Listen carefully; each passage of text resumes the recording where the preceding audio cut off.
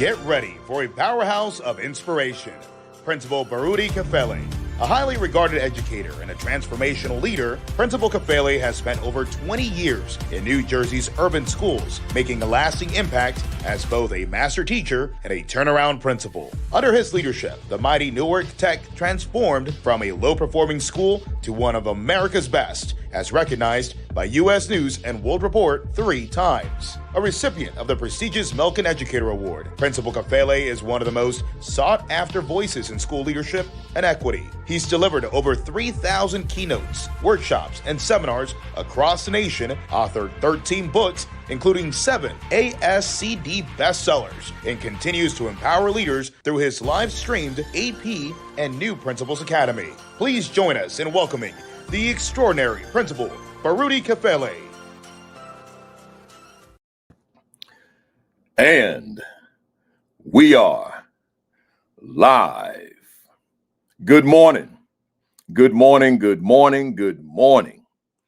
Welcome to week 281 consecutively of the AP and New Principals Academy, and I might say parenthetically, seasoned and veteran principals as well. We thinking about rebranding again, but we'll talk about that another time. Let me see who's in here.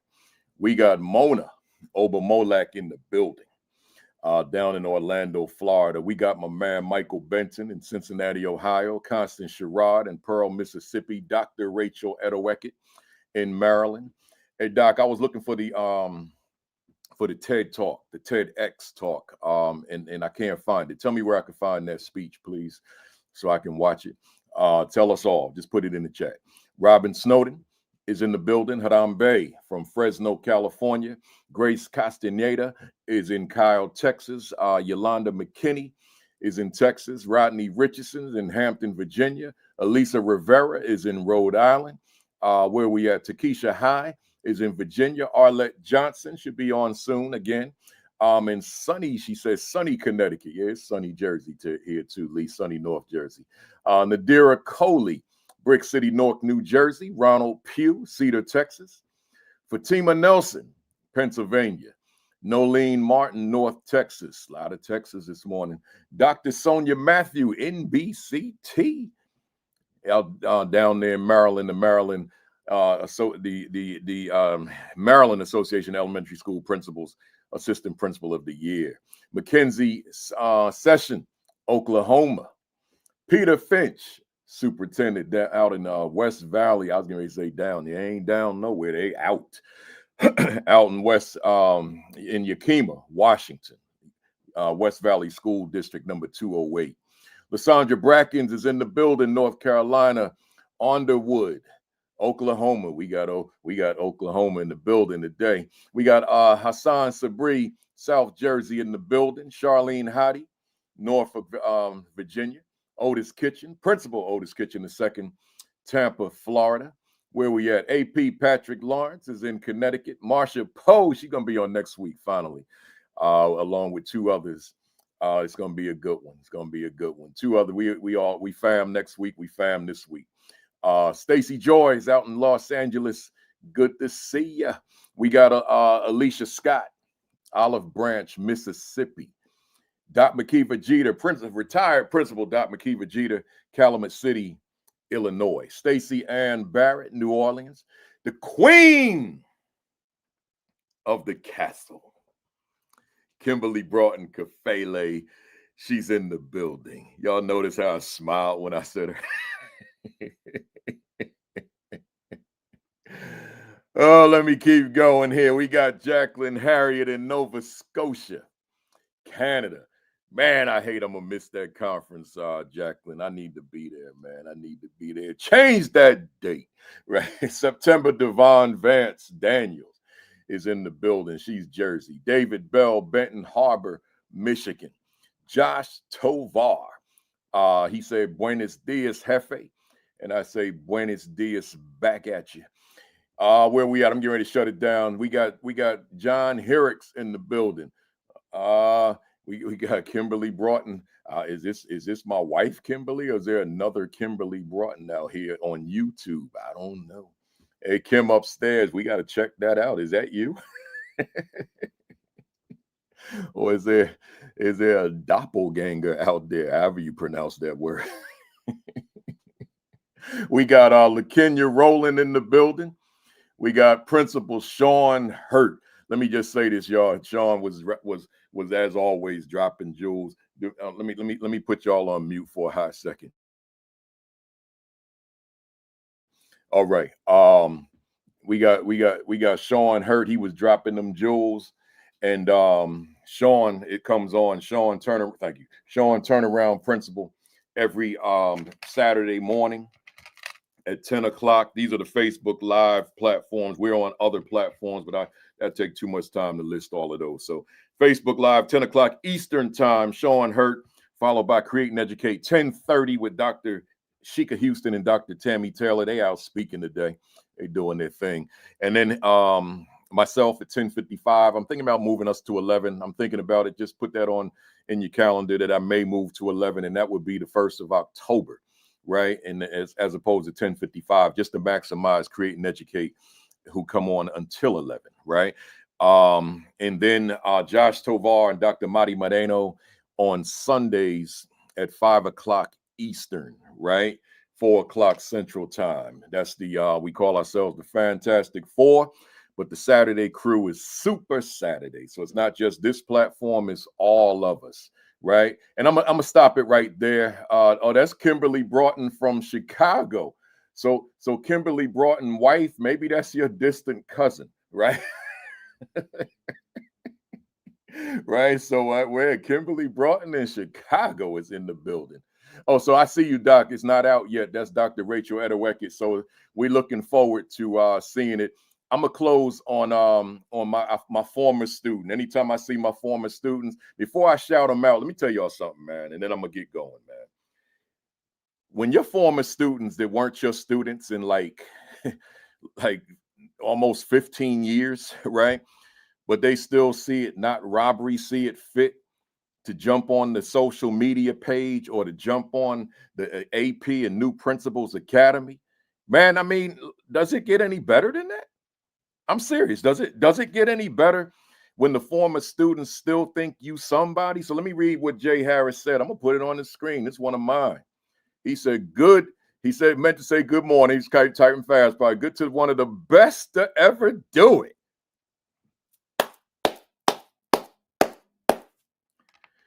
Hey, Jay Harris, what I got to do to earn the best to ever do it? Y'all know I'm playing now. Don't take that serious now. Hey, like Cafe tripping, man. He ego tripping, man. Nah. We good. Good to see you, Jay Harris. Always. All right, y'all, I got to get going. So let me say formally to everybody, good morning. Greetings. Welcome to week 281 of the AP and New Principals Academy. I got to say it all the time. 281 consecutively. Don't forget that part. That speaks to the commitment. That speaks to the dedication. I haven't taken a break. 281. But let me say this also about the name AP and New Principals Academy, parenthetically, veteran and seasoned principals. I don't want you to think that because you're not new anymore, I'm moving on. No. We just keep the name because I want them new folks to be on here. But we speaking to seasoned folks. If you've been in this thing 20 years, it's still for you, right? It's still for you. All right, let's go, y'all. Hit that share button, retweet button, repost button, text somebody, tag somebody, call somebody, hit up the Facebook leadership groups, and make sure you hit that like button, particularly on the YouTube side. Hit that like button. We're on YouTube, LinkedIn, Facebook, and X, right? Let's go on this September 13th. Can y'all believe that, man? It was just June 1st. And now it's September 13th. I mean, like for the longest, I was like, man, it's gonna be a while if I hit that 65th birthday. That bad boy is a month away, man. That 65th. I don't know if I said that or not. That 65th birthday, man. It's like a month away, man. I'm gonna be walking around with a Medicare card. Can you believe that, man? I'm going to have a Medicare card in my wallet. Like, when did that happen? It's actually in the mail. It should be here by the next time I come on next week, right? So I got old, man. But I'm good with it. Because see, when you get older, that means the rest of y'all got to shut up and just listen to the OG until the OG finish speaking. That's how it works when you get older, man. Let's go. Hey, shout out to, I only spoke one time this week, and I wasn't supposed to speak no time in September, but it was two I just had to take. And this is the one for this week. The other one is later in the month. We ain't even going to get into that.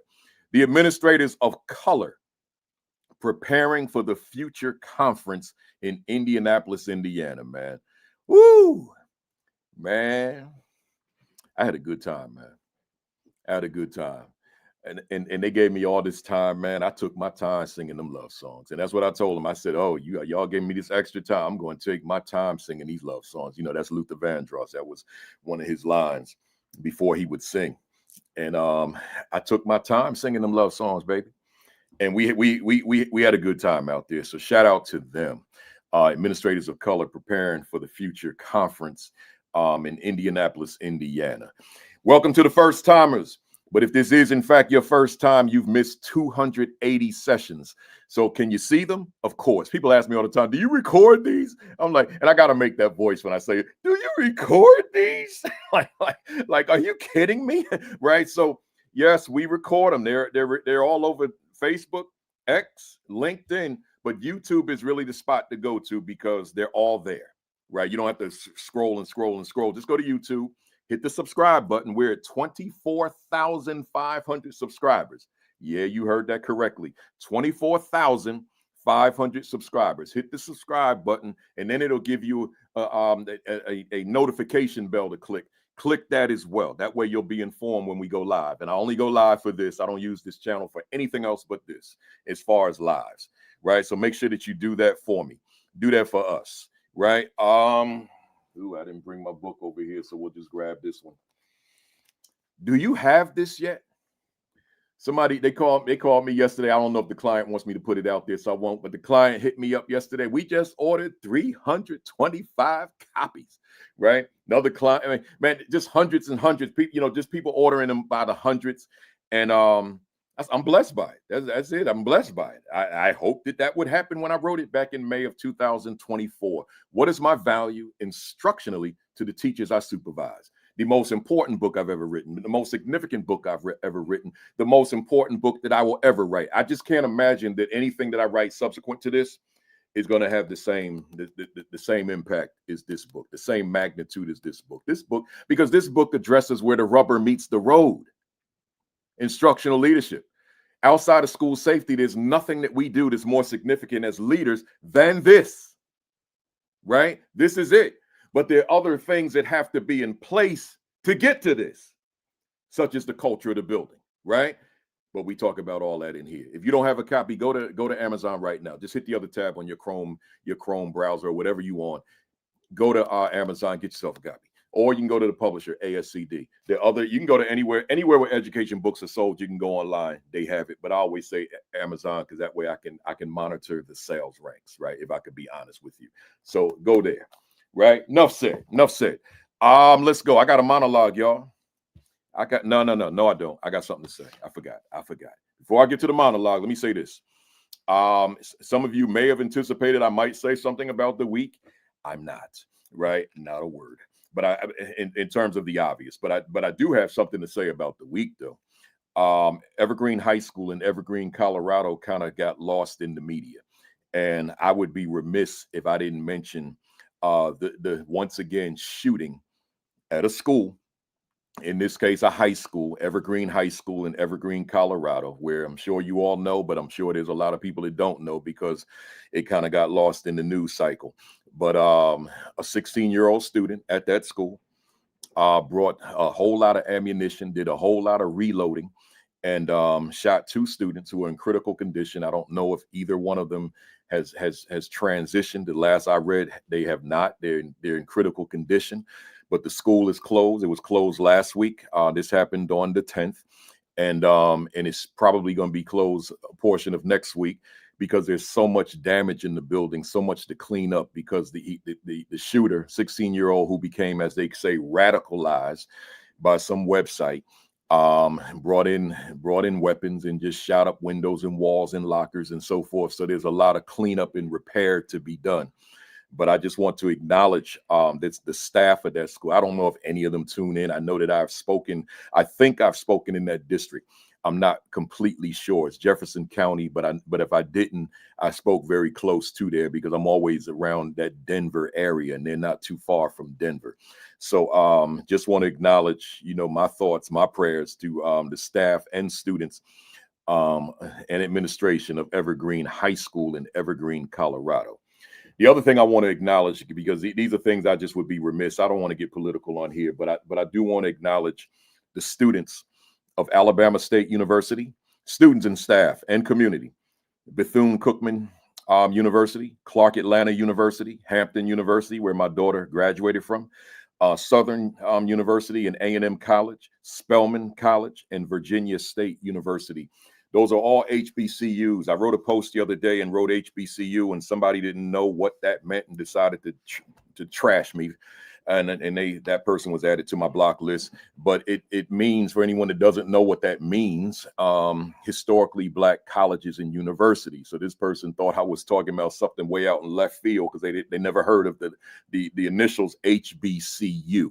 So and hence the statement that was written on one of my threads. But historically Black colleges and universities, and I just want to acknowledge those students, those staff members, for having to shut down last week and go into lockdown mode because of the events of last week, the aftermath of events last week. So I just want to acknowledge them. They go into school, trying to get their education, trying to live their lives on their terms, and school is closed for something that has absolutely nothing to do with them. Right. So I don't know if anybody from those universities or colleges even watches this broadcast, but I'm still saying to them that my thoughts and my prayers are certainly with you. I don't know that prayers are needed, but just thoughts are with you. That education had to be suspended for an incident that had nothing to do with you. Enough said. Let me go to my monologue. We're going to keep it short. Hey, y'all, if you missed last week's monologue, you missed a 36-minute monologue. I just got into a groove and I couldn't stop.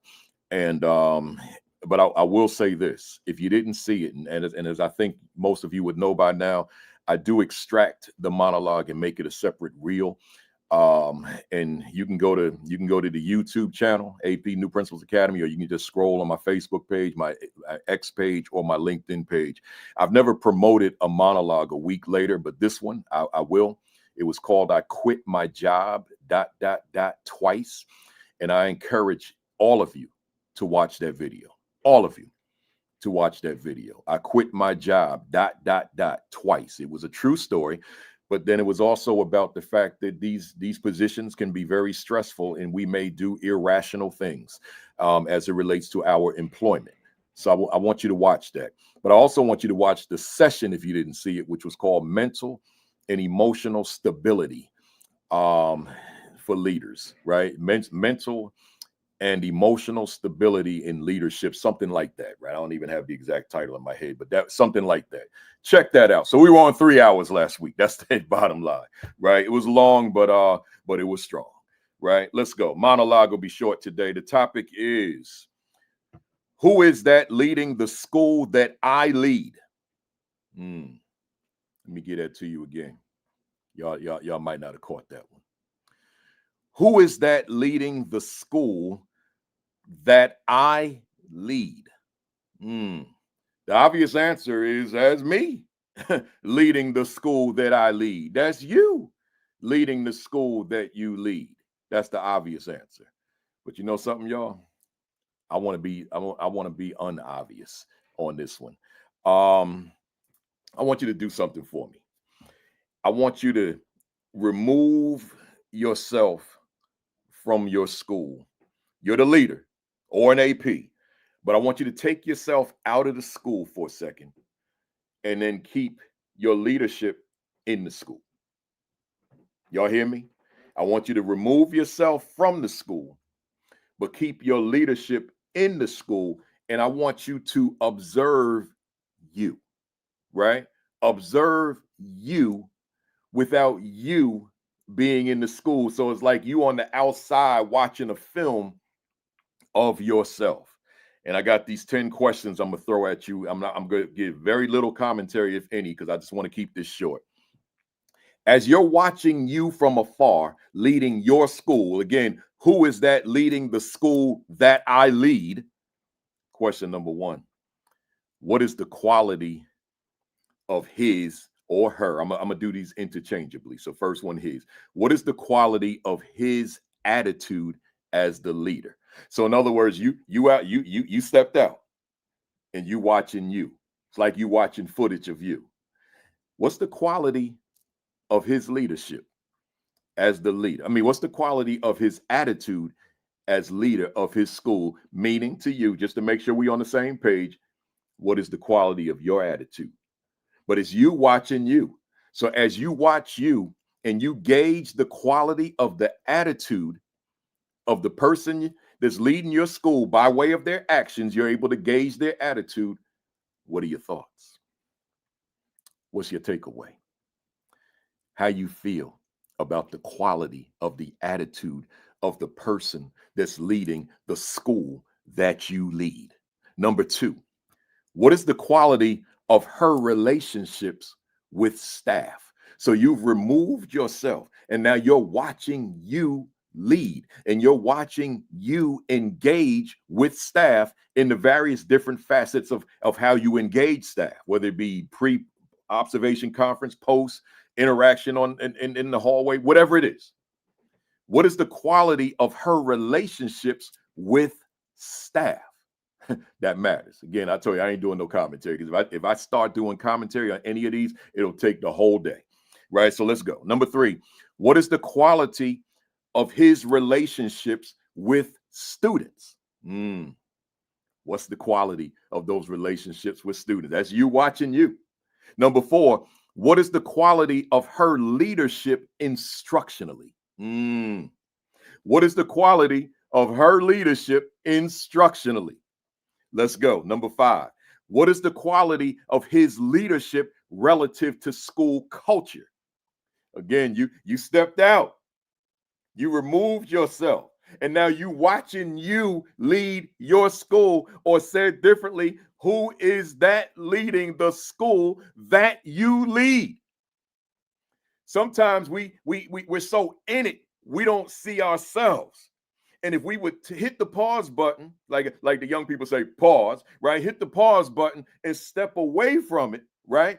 We might see some things in ourselves that we don't like, that we have concluded, I can be better there. But I never thought about removing myself and watching me. Let's go. Number six, what is the quality of her leadership relative to her own professional learning?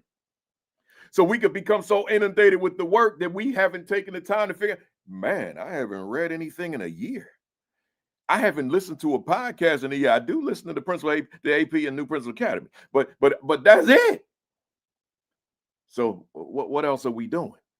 What conference are we attending? How many breakout sessions are we going to, etc.? Number seven, what is the quality of his leadership relative to the professional growth and development of his staff? So what role are you playing to ensure that your staff is growing professionally? That's the question. But that's you. You fell back and you watching you in action. What role are you playing toward your staff's professional learning? Number eight, what is the quality of her leadership relative to parental and community engagement? So again, you watching you. You're assessing you as it relates to the engagement of parents and community.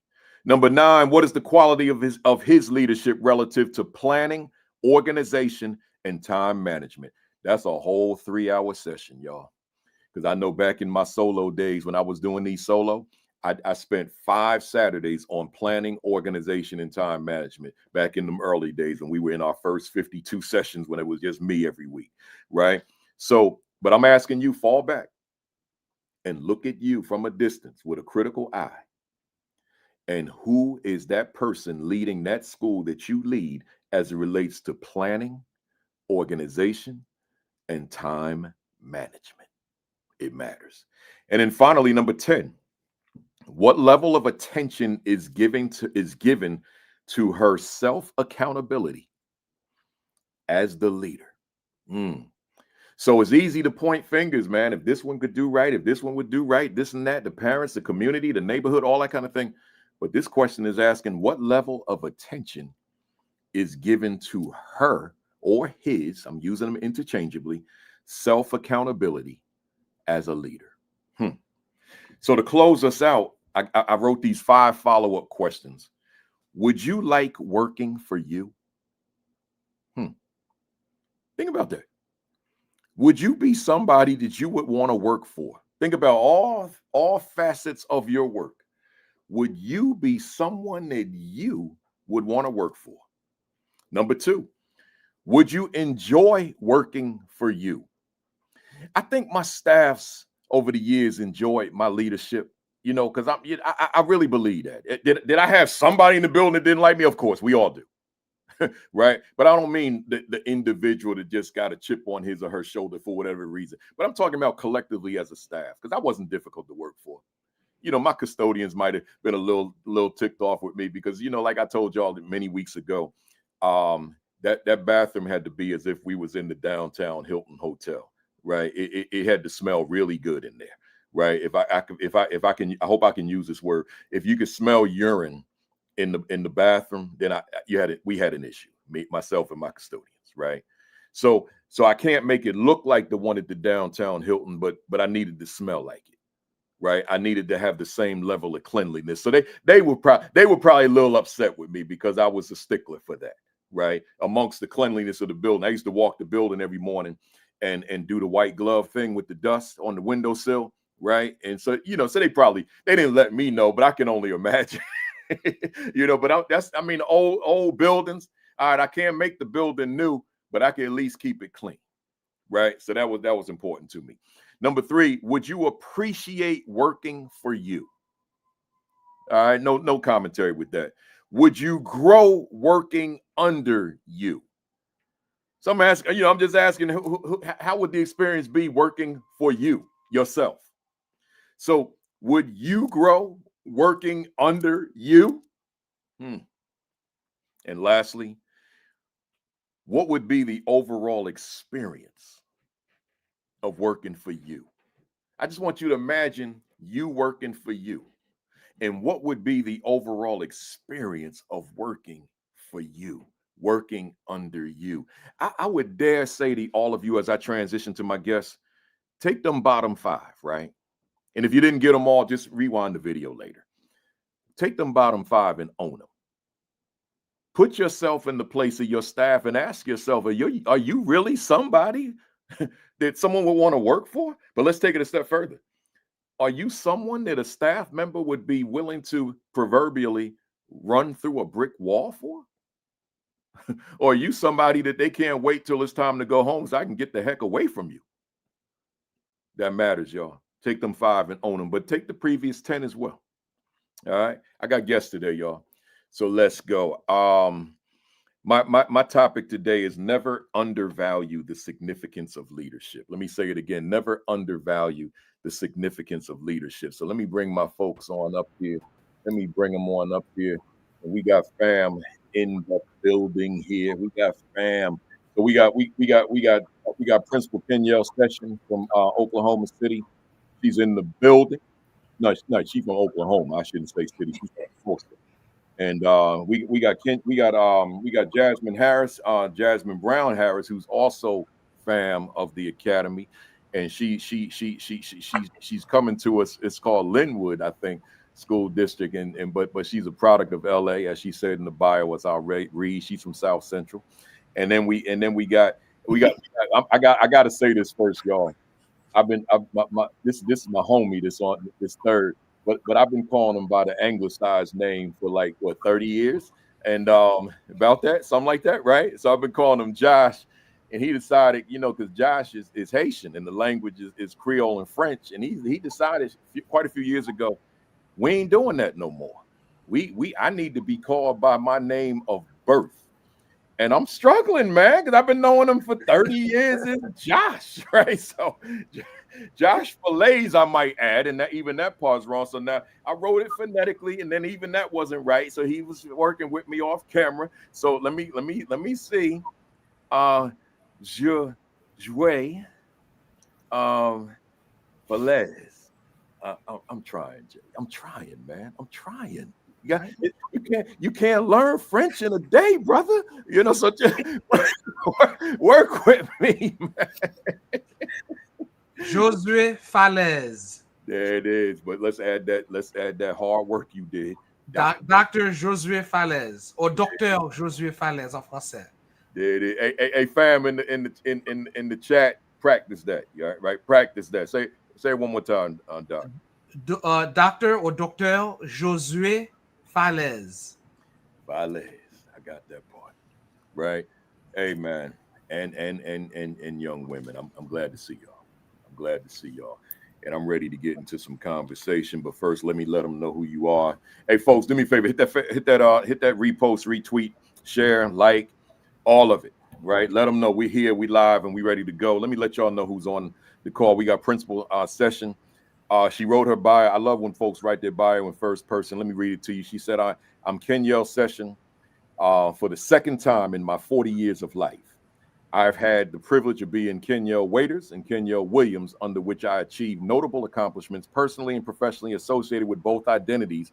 Despite the trials that accompany the situations, I carry all three of my last names proudly and choose to pay homage, or as some would say, homage, to the name I was given at birth, the name I knew first. Upon graduating from Booker T. Washington, I might say the renowned Booker T. Washington High School in Tulsa, Oklahoma, the most I knew about my next steps is that I wanted to live a life of service. I did not know the who, what, and when, where, or how, but I had an inkling of an idea about why. Knowing a sliver of my why at a young age sent me on an unexpected path to serve in education. While matriculating through Langston University, my work as a member of Tau Beta Sigma National Honorary Band Sorority and Alpha Kappa Alpha Sorority Incorporated set me up for lifelong service, teaching, and learning. My journey has included graduating from Oklahoma's only HBCU with a bachelor's degree in elementary ed and graduating from the reputable Southern Nazarene University with a master's degree in education leadership. I've held the distinct honor of being a 2012-13, I hope I pronounce this right, Two Lakes. Yeah, Two Lakes Elementary Teacher of the Year under Principal Lee Rowland, and I was recognized as the first Black Teacher of the Year district finalist in a nearly 100-year-old district in 2013. Let that resonate, y'all. I have served as a K-12 substitute teacher, fourth and fifth grade classroom teacher, elementary and secondary instructional coach, and elementary and secondary assistant principal. I am fam of the Fantastic Four and now in my 16th year of education. I have begun my third year as the roller skating proud principal of Midwest City Middle School. We're going to talk about that. And I'm Principal Session on a roll. ROLL, ready, optimistic, loyal to the mission, and liberated. Finally, the only thing I love more than serving and leading in educational space is being a present mother to Cheyenne. Is that correct? Yes. And Josiah, being a daughter to Paula and Ken, and being a big sister to Kenny and Kenesha, being granddaughter to Victoria, aunt, niece, cousin, and best friend. My legacy is life, and this life is to create lasting, believe in the power of gathering, gaining, and getting, and giving sound knowledge, understanding, and wisdom. Great stuff. Y'all excuse the stutters because I'm going so fast, man. Here we go.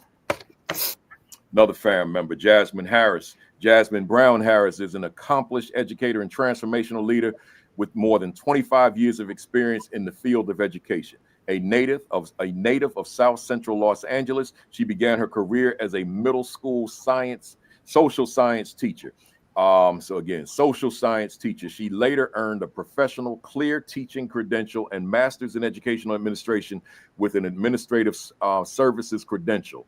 Throughout her career, Harris has served as a professional development facilitator and curriculum designer for the California History Social Science Project, in which she co-authored the History Blueprint Civil War and additional instructional resources. She has presented at various statewide and national conferences on research-based teaching methodologies.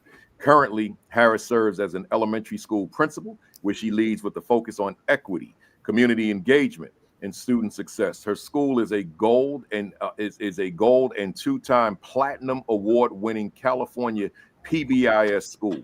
She's an active member of the Association of California School Administrators, the California Association of African American Superintendents and Administrators, and serves as the president of her school district administrator charter.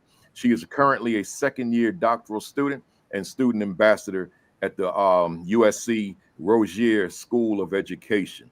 That's where Dr. Pedro Noguero is, correct? Yes. Yeah. Harris is also, do you work with him? He's our dean of School of Rossier. That's right, yeah. Harris is also a dedicated member of Alpha Kappa Alpha Sorority Incorporated, where she co-founded the annual Girls Conference to mentor and inspire young women. She also leads service initiatives supporting local youth and seniors, reflecting her lifelong commitment to advocacy, mentorship, and community empowerment. Strong stuff. We're still trying to get Dr. Noguero on here. We just got to get them schedules right. He'll be here though. We just got to get them schedules right. All right, here we go. Dr. Josue. No, I missed the whole syllable. Josue. Josue Falaise. You know what the problem is? Phonetically, I wrote it wrong. That's why I'm struggling. Oh, okay. Josue Falaise. Josue Falaise. Dr. Josue Falaise. When I see you sometime in person somewhere, I'm gonna have it right. Let's go. Dr. Josue. Yeah, my phonetics is really messed up. Falaise is the founder and CEO of, is it GOMO? Yep. GOMO, GOMO Educational Service and GOMO Travel Services. He's a former teacher, principal, assistant superintendent, chief academic officer with experience from suburban and urban school districts and spans over 2 decades. He was also the director of the Rutgers Institute for Improving Student Achievement, that's Rutgers University, at the Rutgers University Graduate School of Education. During his time at RGSE, Dr. Falaise traveled the globe working with hundreds of school districts, organizations, leadership teams, and higher education institutions to help them design systems of addressing learner-centered needs. At GOMO Educational Services, Dr. Falaise is continually seeking partnerships with countless schools, districts, and businesses to help empower agency and voice of the adults for the sake of students over several service learning platforms. District organization leaders and their teams participate in short-term and long-term growth opportunities to review, critique, redesign systems, policies, procedures, and practices for learner-centered needs and equal access opportunities for all students. So in other words, he's doing a whole lot of work beyond what he did in the buildings as teacher, principal, superintendent, assistant superintendent, chief academic officer, etc. Good stuff, great stuff. Hey, fam, let's jump into it. I got these 2 scenarios I want to throw at you. I'm not going to ask any one of you in particular to say it. And Mona Obermolag wrote the phonetics for your name as well. So good stuff for you. Thank you for that. Anybody jump on in here and anybody can follow up as well. You are a consultant. This is all 3 of you now. You are a consultant at a school where the assistant principals are overwhelmed with discipline. Yet they have several struggling teachers who report to them, and they have seemingly 0 time to coach or observe. Here you are, you're the consultant to the principal of the school as it relates to that scenario I just delivered. What is your advice to that principal as it relates to the work that the AP is currently doing? Anybody jump on in here? Well, this is what I do.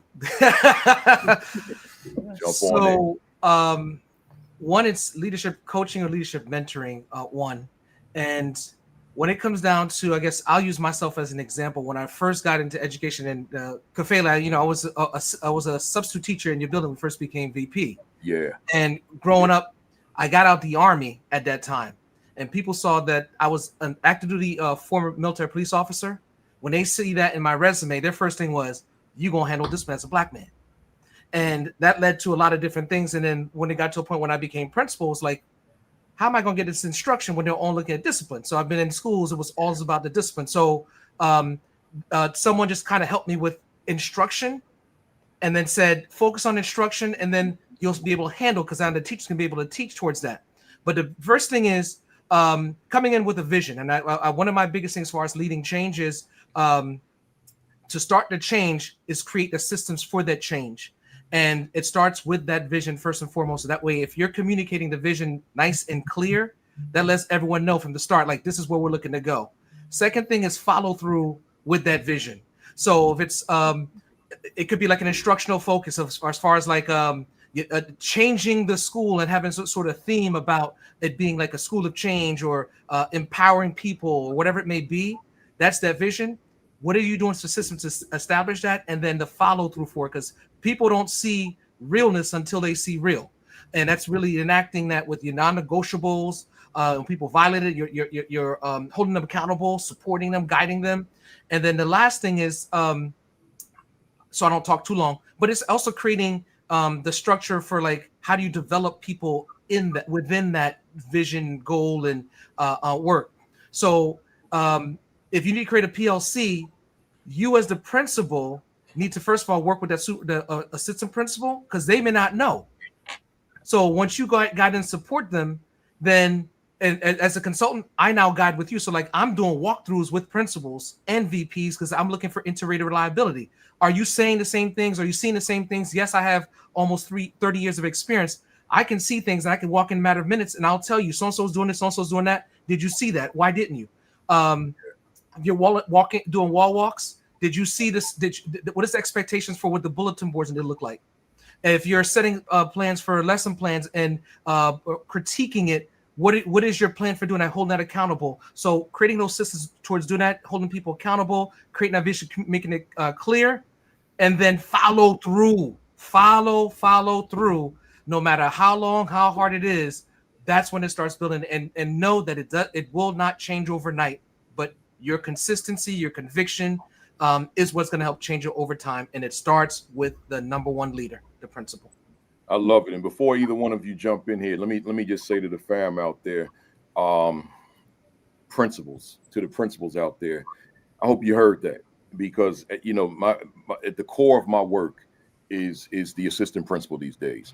And when that assistant principal, if that assistant principal does not supervise or evaluate staff, then go ahead, let him or her be that disciplinary, right? They got no involvement in the pedagogical lives of the teachers that they supervise, or of teachers. But if they supervise teachers and they're full-time disciplinarians, then you got teachers there who are unchecked, right? Who do not have a direct link to their own professional development via their direct supervisor. It's not there. Right. So principal out there, if that's your situation, you got to dive in. You got to. Anybody else want to jump in here on that?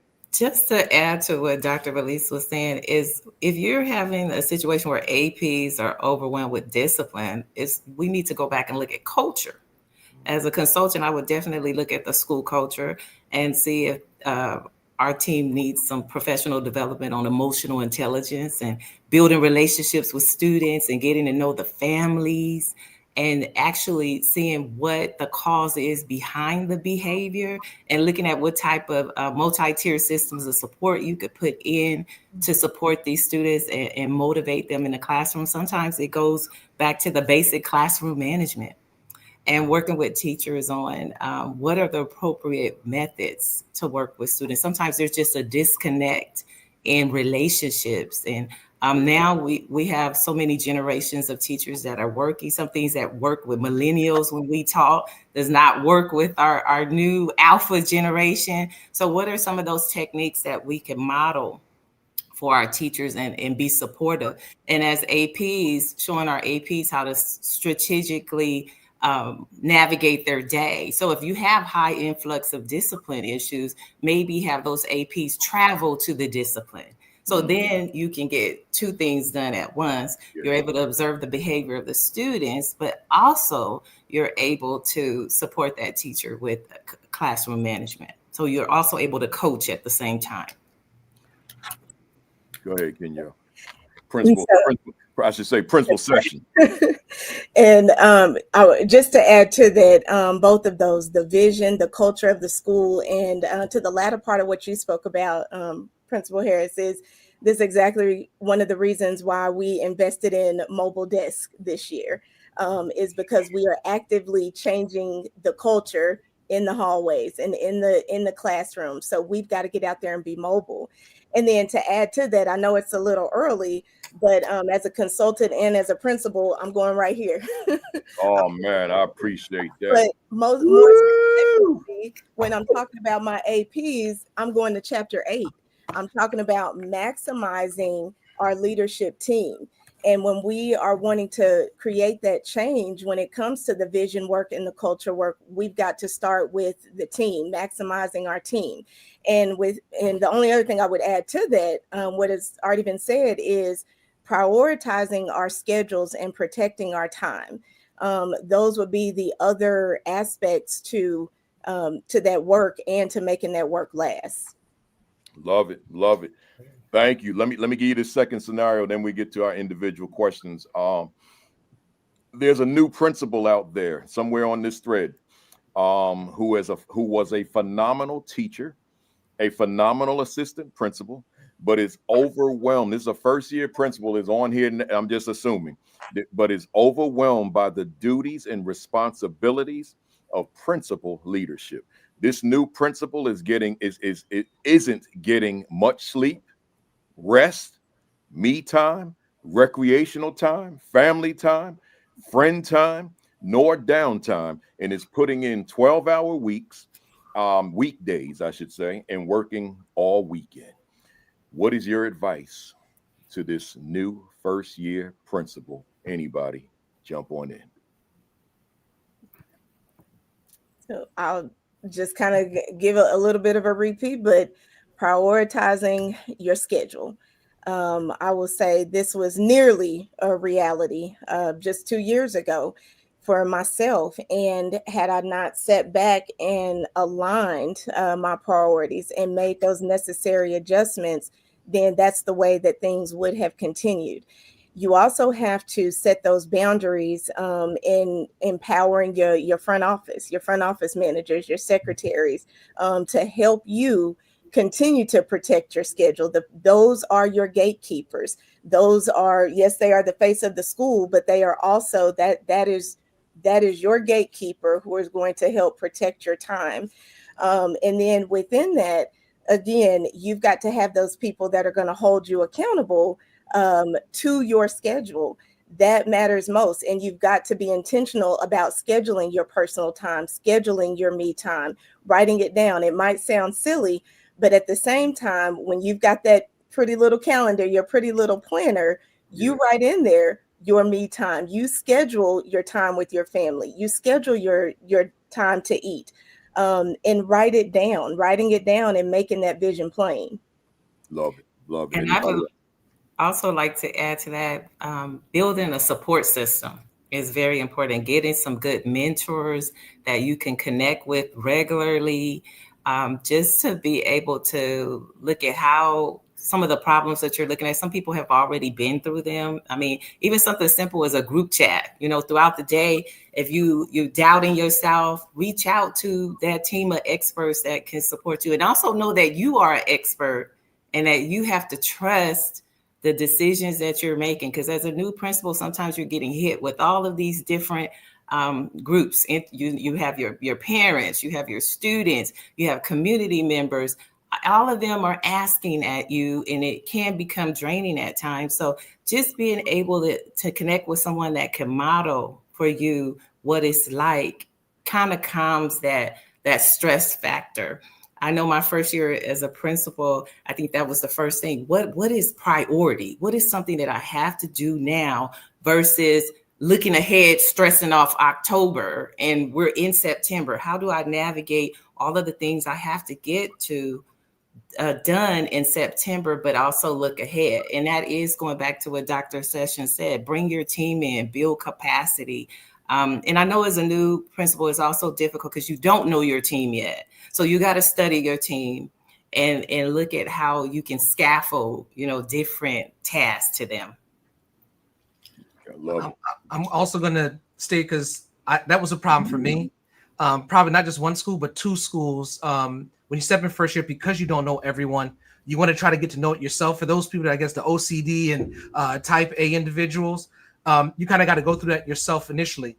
One of the best ways that I've been able to do that is I learned a way to build the gatekeepers, so that they can take the things like meetings and know that when I'm trying to, maybe you could check my emails if you have that trust.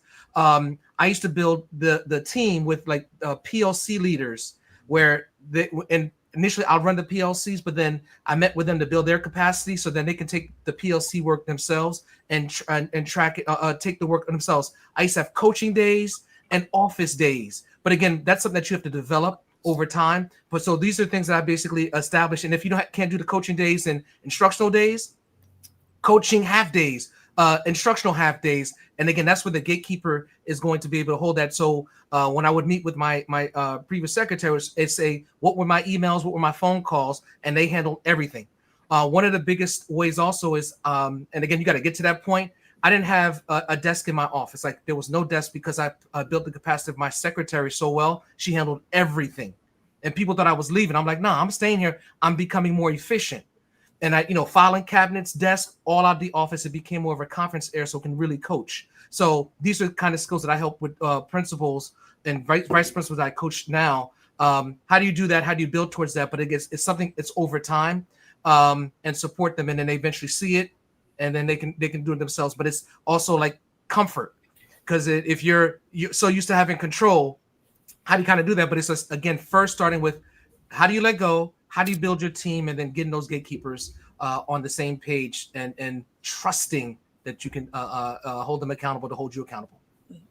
Can I add one more thing? Yeah. No, it's yours. When we're talking about new principals, something that I realized reflecting on my first year, in that we do not give ourselves grace. We don't talk about it enough, especially when things are new. We don't, even in mentoring and mentorship, we don't give our mentees sometimes that permission to be sucky at something, if you will, to lose, because you're going to win, but you're also going to lose. And especially when something is new. And like Principal Harris said, you are responsible for staff, students, families, community, our central office. You're not going to be great in all 5 of those areas in 1, 2, or even year 3. It just doesn't happen that way. And so you have got to give yourself grace. And you spoke about that in your solo session, and say, it's okay for me not to win this one. It's okay for me to lose. And I've got to give myself grace. That's right. Can I add one more thing? Absolutely. I'm glad that you mentioned that principal session. We will fail. The biggest thing is, how do we learn from the failure? Yeah. And that's where that grace comes in. Yes, I thought I failed, or I didn't improve, or I just didn't have enough time to kind of learn. But then how am I going to learn so that I can improve, not just next year, next month, next few years? And that's the thing that we need to look at. How we continue to grow at the point that we felt that we didn't succeed like we wanted to. Love it. And I'm glad that Principal Quinn Barnett jumped on here. She said we just told her story, right? First year principal, started in February of this year, right? So it's a real thing, and we all know it, as all of us having been first year principals, we know it. We know the volume of work that we put in, but we also know the mistakes that we made when we reflect back on it. you know, the misusing time, the not empowering others around us, you know, all those kinds of things we learn by doing, right? So that first year principal out there, you're not alone, but we want to make sure that we're in position to give you some things to think about. Let's go. Kenyelle, you principal session. You indicated in your bio that you choose to pay homage to the name that was given to you at birth. And I've got to say to you, that resonated with me. Not in terms of the other names. You're probably wondering, where is he going with this? You know, a lot of times a name, a last name, has historical significance or even contemporary significance.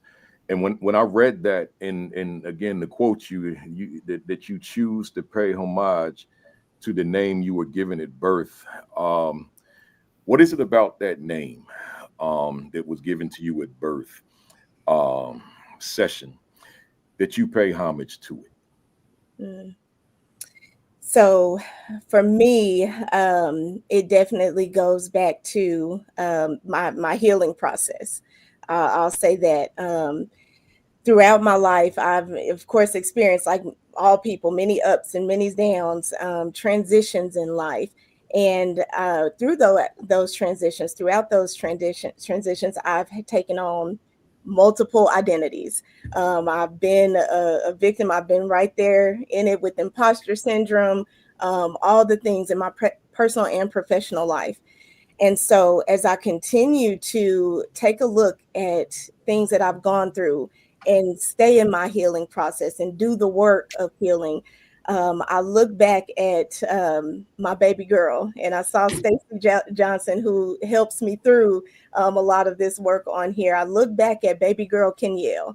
I look back at what she needed as a young, dark-skinned Black girl in Tulsa, Oklahoma, in North Tulsa at that, and did not have what I needed, nor did I have what I thought I wanted in life. And so there's a lot of healing that comes with that. When I think about who Kenyelle Session was growing up through school, going through grade school, I haven't necessarily in my young adult and now adult life been proud of that person. And when I think about, I now have the opportunity to go back and reflect on those things. And now I'm in a position to make myself proud. I'm in a position to pay homage to baby girl Kenyelle. I'm in a position to not have to hurt like it used to hurt in the past. And I choose to connect with Kenyelle Session. I knew her from birth until, a transition, again, a marriage, both Waiters and Williams, which I'm proud of. And then I knew Kenyelle after that. And so I think about the name that my mom and dad gave me when I was born, and all the family that were surrounding me, my village, helping me to get to this point. And that was in my realm of Kenyelle Session. And so when I pay homage to that, I'm paying homage or homage to baby girl Kenyelle. I'm paying homage to my mom, to my dad, and to my village, and to all the work that was done to get me to this point in my life. I love it. I got to stay with you a minute, but before I do, let me say to the fam this watching, or the fam that will watch the video later, which are our larger numbers. You all know that the way I typically start before we get to our topic, I just want to hear a little bit about my guests. Usually I frame the question in a way that ties into the work that we do. And I didn't know where Principal Session was going to go with that question, but she went somewhere that I just cannot leave it. Principal Session, you said, you referenced, among other things, a dark-skinned girl in North Tulsa, Oklahoma. I can't pretend you didn't say that. What are you saying? And let me, before you even answer, because we got people that tune in, some out of curiosity, some because this is what they do, and then you got everybody in between, and you got folks that they wouldn't know. I guess I understand what you said, to the extent that I wouldn't have to ask you to follow up, but I'm willing to bet that there are people that have no idea what you just said, right? So with that being said, talk to us without just disclosing what you'd want to disclose publicly. For sure.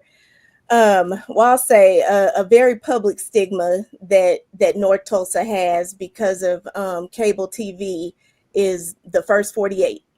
If you're familiar with that show, it's a reality show, if you will.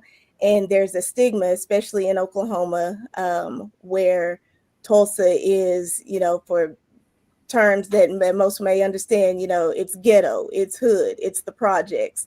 And when you look at this cable, TV show, the First 48, it often depicts and has Black folks. It's all, the negativity that happens in terms of the police world.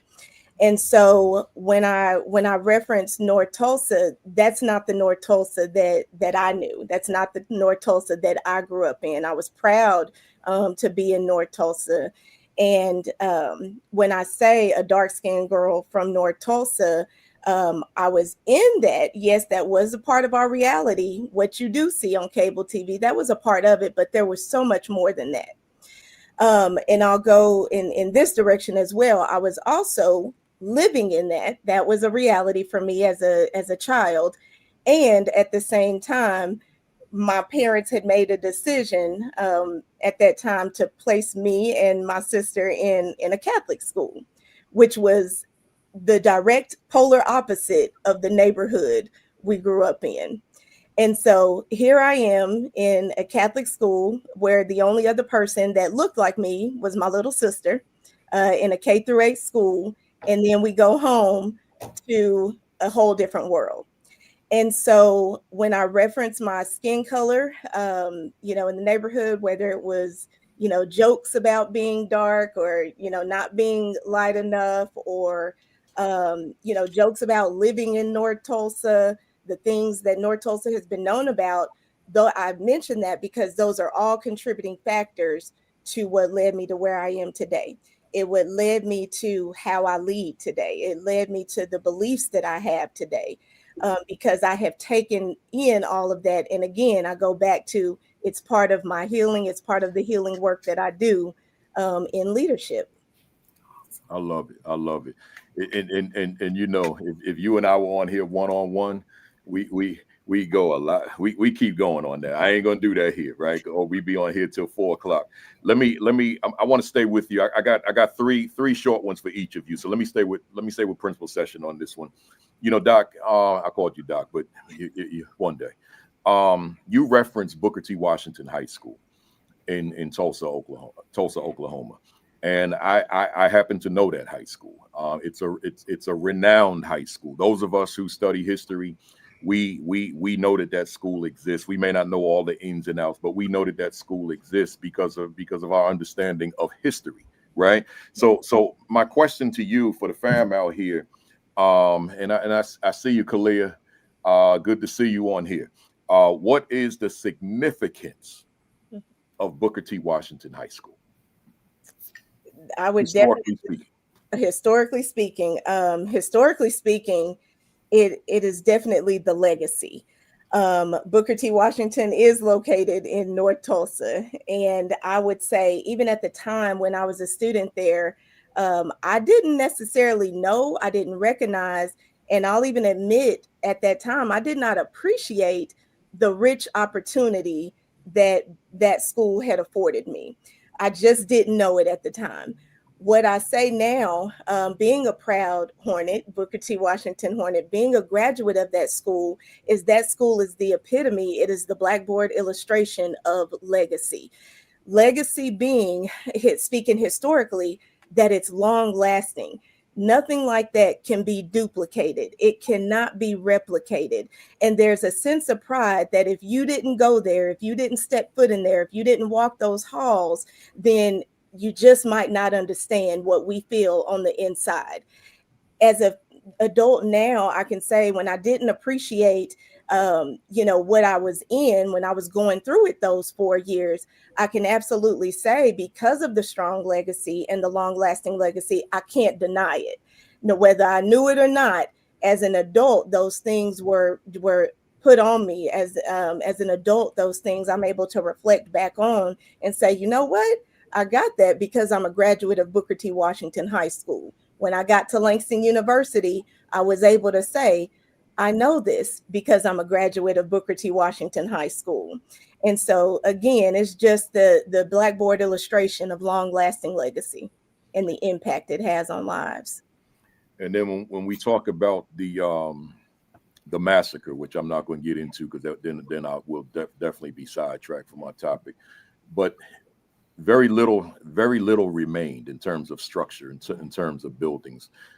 But Booker T. Washington in its original form survived the massacre of the Tulsa massacre of 1921, right? And I find that to be significant as well.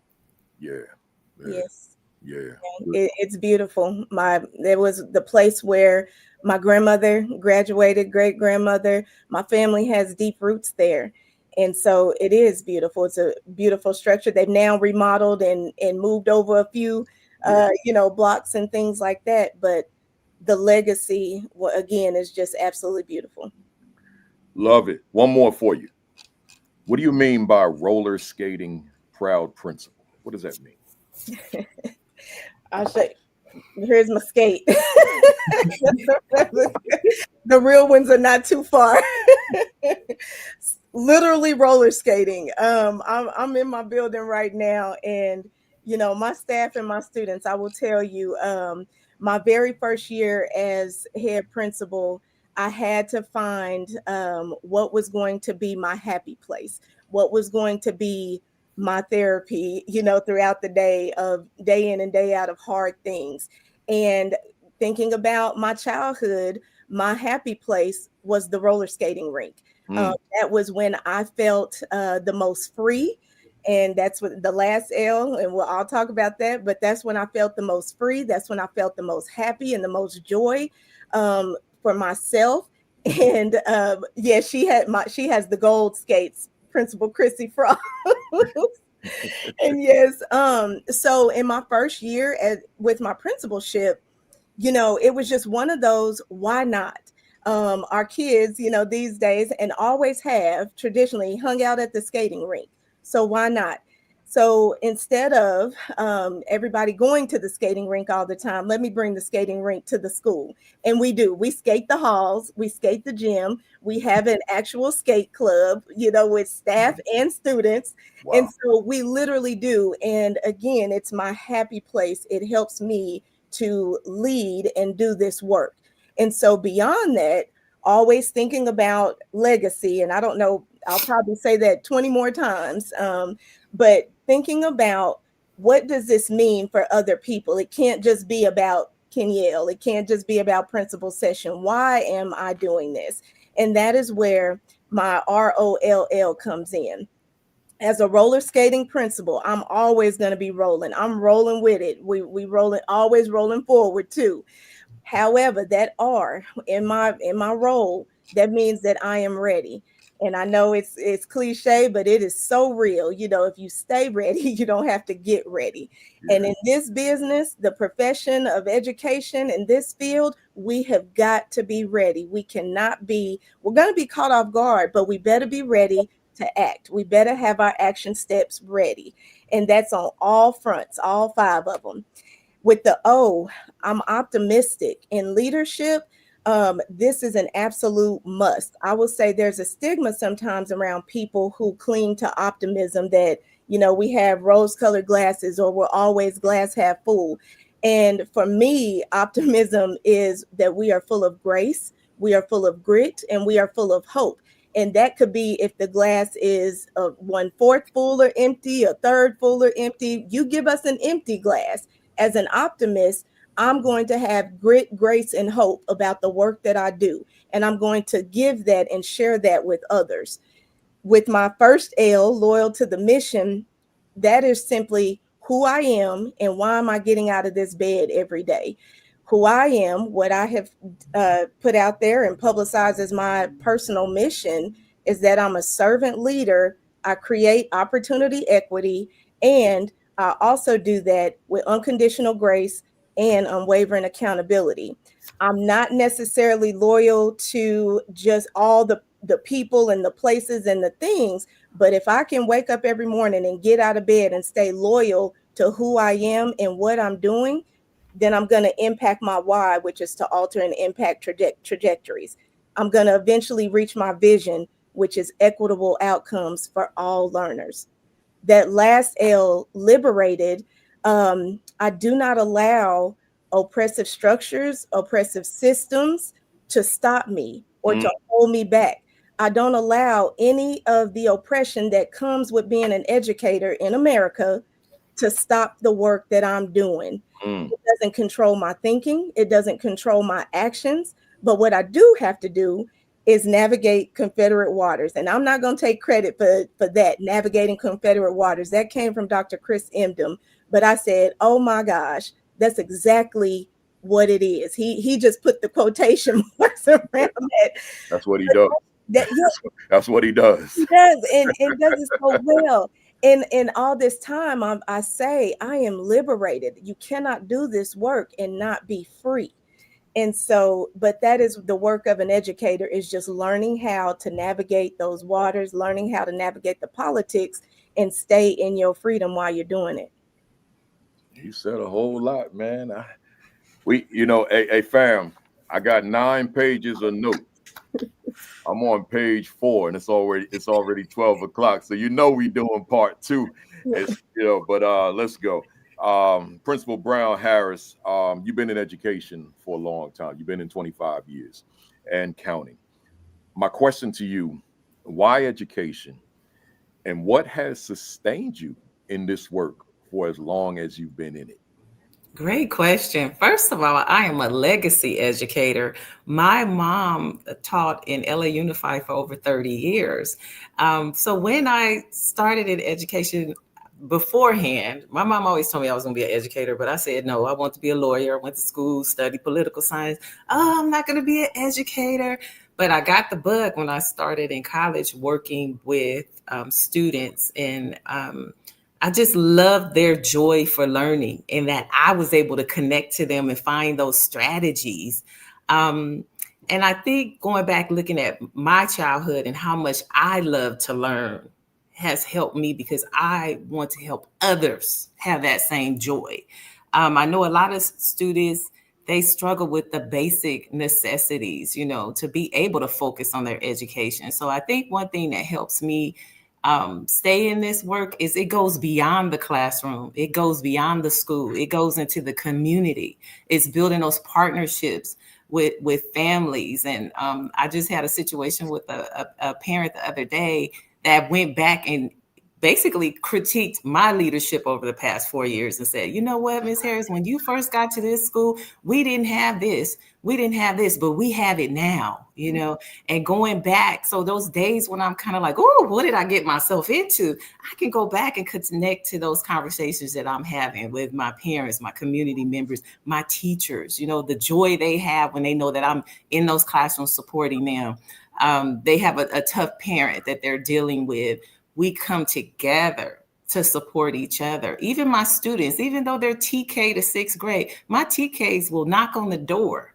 Ms. Harris, I need you. Can you help me? I'm teaching them early to advocate for themselves. And that kind of just re-energizes me every day when I can see the things that I envision for my school to actually be in fruition and see the growth, continuous growth. As we started this school year, I went back to my vision 4 years ago, and I shared that vision, reshared that vision with my teachers and my parents. And I introduced myself to them 4 years ago as a transformational leader. I'm not here to change this school. I'm here to enhance this school. I'm here to leave it better off than when I got it. And I think that's what keeps me going.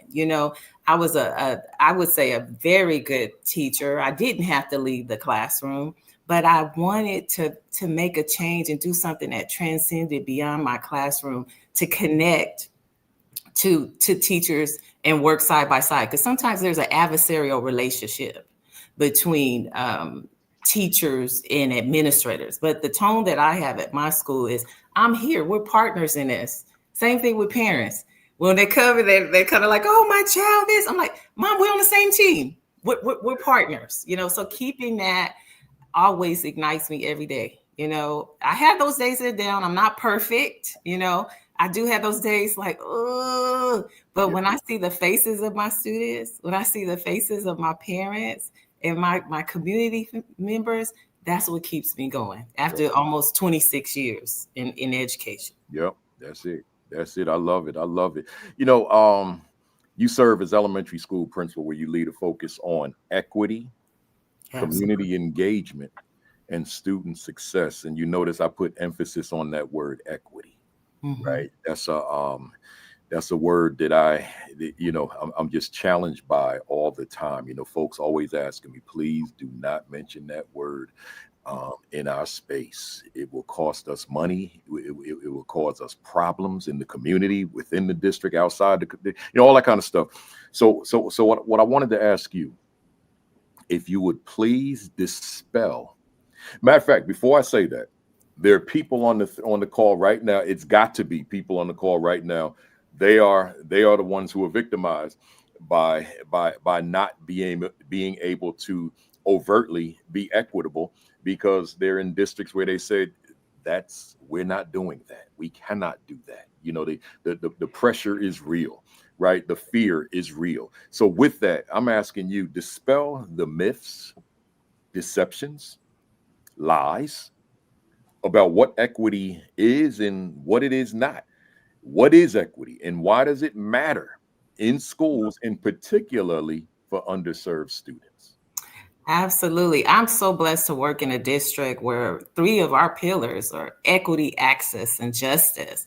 So I'm well supported, by my district team, my directors, and then I'm able to bring this vision to my school site. So when we're looking at equity, it's the basic giving students exactly what they need. It's also giving my school what I need. So aligned with equity, you have advocacy. Right. So it's very important that we advocate for the things that our students need. Equality is good, but every student is not the same. All students deserve differentiated instruction. Right. We can't just go in the classroom and just teach every child the same thing. Every child has a different readiness level, and we have to be able to meet those needs. And also, when we're looking at our social emotional needs of our students, they're not the same. So when I'm working with my team at my school, we always make sure that we have our individual plans for our students, whether I'm working with my social emotional counselor or if I'm working with my teacher on academic support. We need to look at where do we start with the student and where do we want to go. So creating those goals are extremely important. And I know that equity is like a taboo word in other areas, but like I said, in my school district, equity is how we lead. We're equity warriors. We want to make sure that our students are getting a holistic education. And if we are setting ourselves to that, how can we not give them equity? Yeah, it's very important.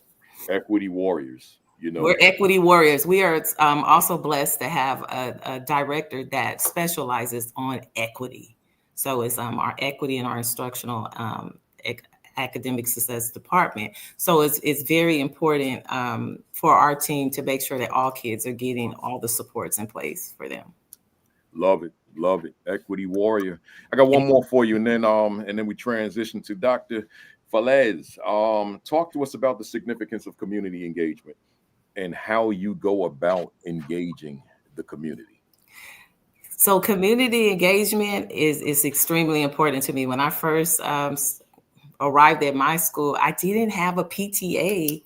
Some of my parents, they were like feeling like they weren't a part of the school. So one of my big things was really to get my parents involved, starting a parent interest group so that they can come help out with activities in the school.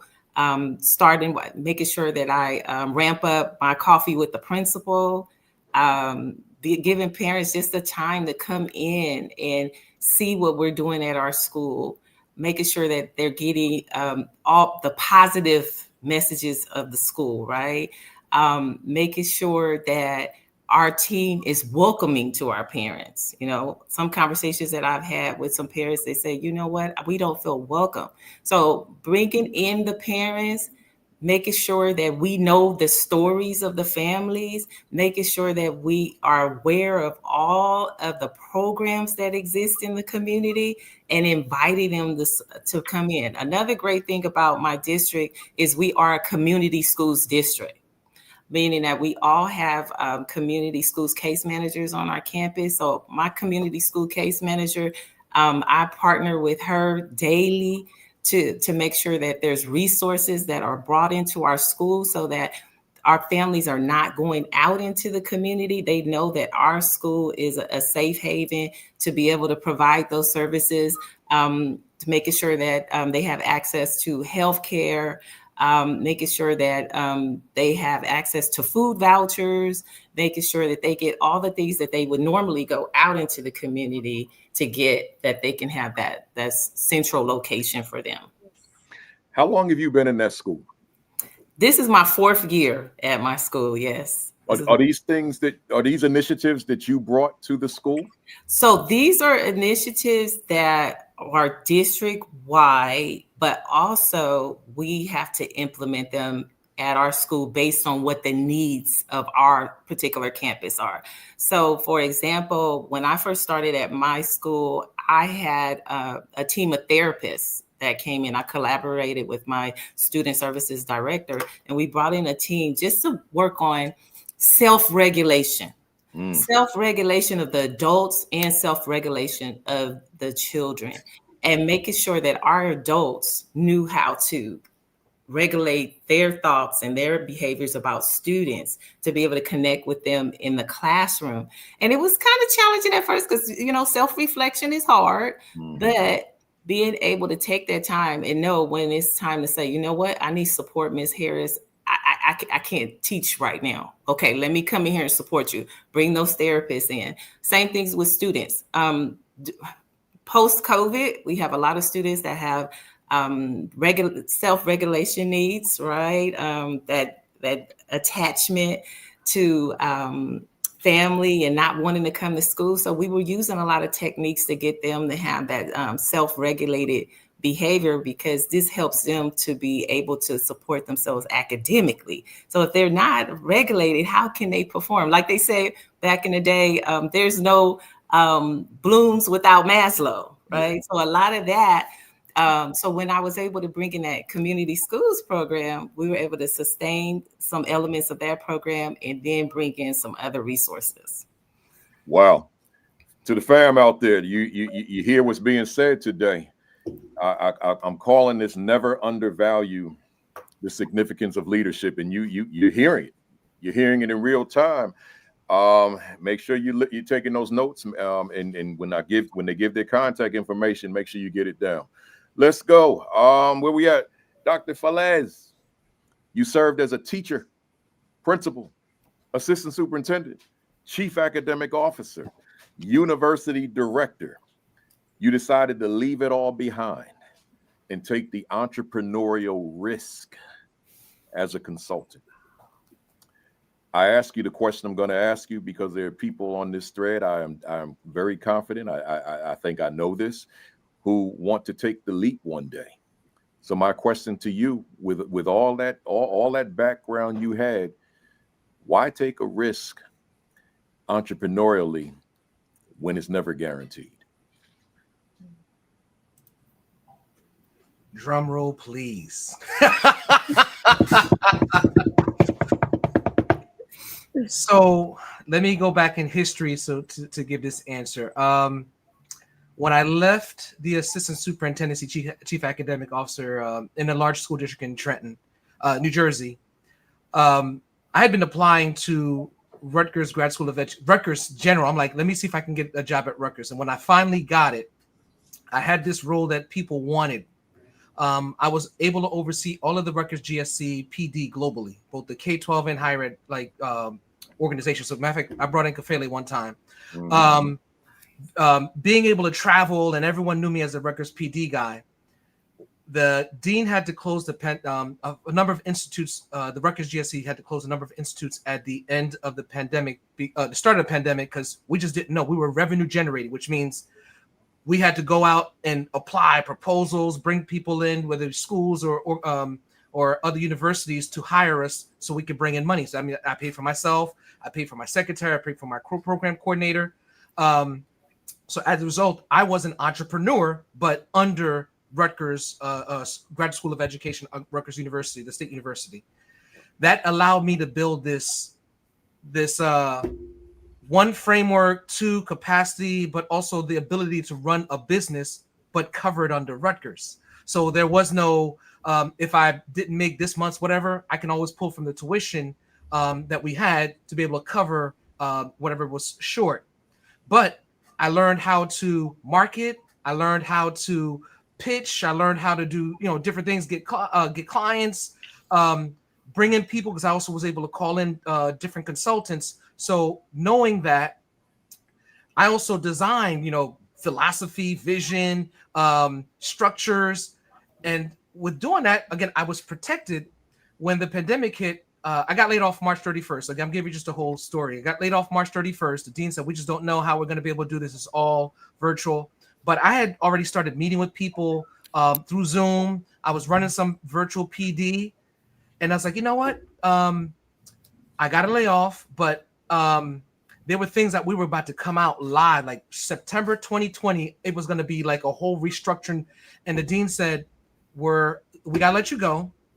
But if you decide, because it was your intellectual property anyway, that Rutgers was going to that was going to take it, we're going to give it to you, and we're not going to come after you. So April 1st, I got laid off March 31st. April 1st. Now, I knew that I could become a superintendent. So people did reach out to me like, we hear you're about to go. The dean's doing this, and you want to become a superintendent. I got a lot of calls because that was my next thing, like superintendent. And that was my life's dream, to always work towards becoming a superintendent. And here was the opportunity. What the pandemic did, it offered me unemployment where I was well paid during the time to kind of build. So I called a number of people that worked with me while at Rutgers. And then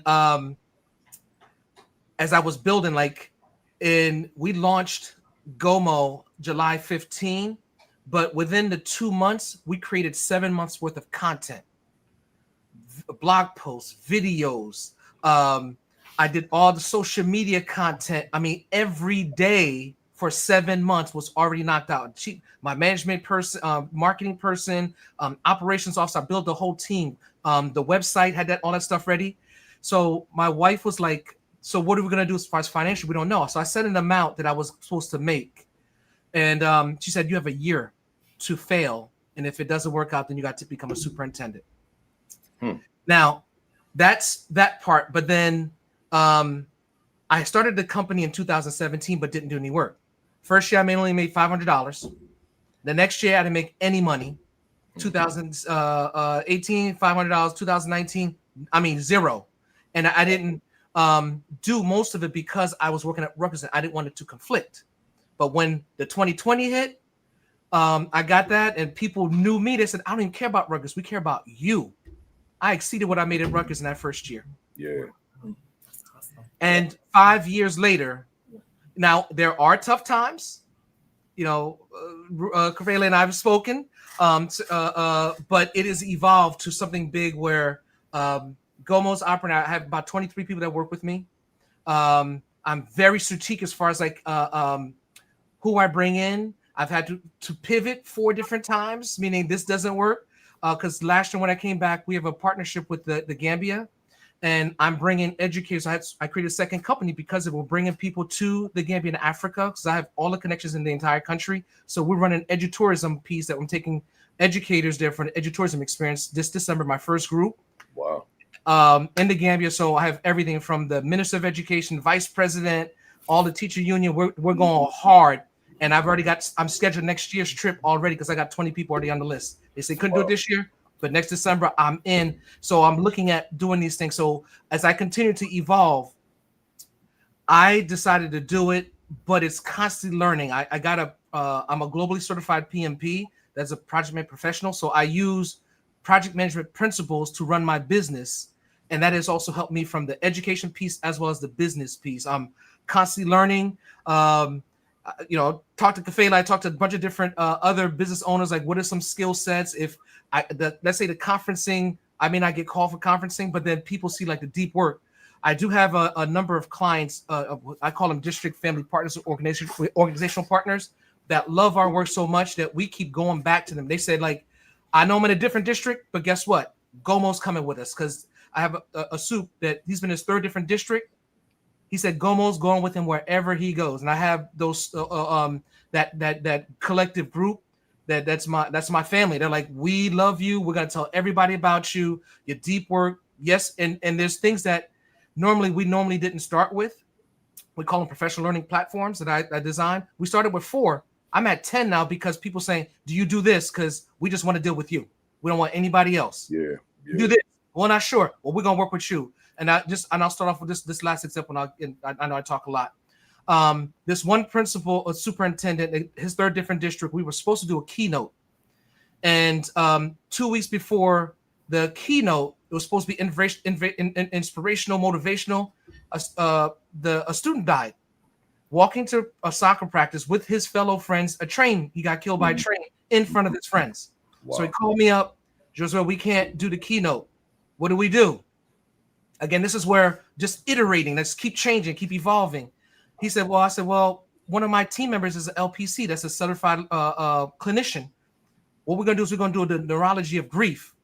And we did a keynote, but it was workshop on that for the students, for the staff, on how do we work with grief, because we have a team members that can do that work. And then the next day, the neighboring district, guess what? Another student died. Wow. He called him up, said, you need to deal with Gomo right away. And that's the kind of thing that kind of works with our company, that people kind of believe in the work that we're doing. So it's just iterating. Again, vision is all these things, these principles that we're talking about, school, knowing your why, setting your vision. And then as you can see through all our social media, everything we do is publicized if they allow us. So when people see it, they look at our website, they come to our social media, it speaks for itself. So that way we don't have to even sell it much if you don't know us. So if you know us, want to deal with us, come on down. Gomo does it. And everything we do, we guarantee on implementation next day. That's the biggest thing. Whatever we do today, you can implement tomorrow. I love it. Let me stay with you for a minute. Okay. I tend to be fascinated by just the plethora of different topics of discussion that are out there, and the different people who are the ones who deliver these different topics. So one of the things that I don't think I've ever shared this publicly, it's not a big deal, but I'm always wondering, like when I listen to somebody present, because I'm not just the speaker, I sit in on a lot of sessions. I say, if I didn't hear their bio, I'm always asking myself, I wonder if this was their area of expertise. I wonder, was this their area of focus, right? So so I think about like what I talk. I'm not going to talk on everything. I'm only going to talk on the things, or speak on the things that I feel that I was proficient. And if I didn't have a level of proficiency, I can read about it and give theory on it. But I got to be able to look at that audience and know in my mind, in my heart, that I did this thing that I'm talking about at a high level, right? So I'm saying that to say this. When I'm in these rooms talking about those things, I'm not just the presenter, but I'm a learner. I'm a learner, whether it be things that an audience member said, things that audiences do, or feedback on something, and it makes me say, huh, right, in a positive or negative. So here's my question to you. What have you learned from your audiences in terms of just being in the room, seeing things, hearing things? What have you learned that you walked out of there frustrated by what you saw, what you heard, what you learned from being in that space? I've walked out of places like discouraged because of things that were said, things that were done, or even just behaviors of teachers who, for example, at tables kept their backs to me and weren't thinking about anything I had to say. I was not relevant. I was invisible in the room, right? I've had those experiences. So I learned something that frustrated me on the drive back to the airport. What are things that frustrated you that you learned in those environments? Let me give a strong example as far as one thing. There's also within the last 2 years, it's the equity thing has deteriorated. There's still challenges that both every single type of demographic has for students. And one of those things I was able to encapsulate, instead of using equity, I try to encapsulate to culture. And I designed this new thing as far as like teaching touchy topics. One to teach it, the other thing to lead it. And that's it sells. One of the sessions I was doing in a school that has zero diversity, they were asking, can you come and help us with this teaching touchy topics? Because yes, although there's no diversity in the adults, like zero, I'm the only person coming in training on that stuff. But when you're doing that, how can you make sure that though there's no diversity, that you're addressing the diversity? And that under that is where the undercurrent is culture. And one of I had about 148 people I was training in that one session.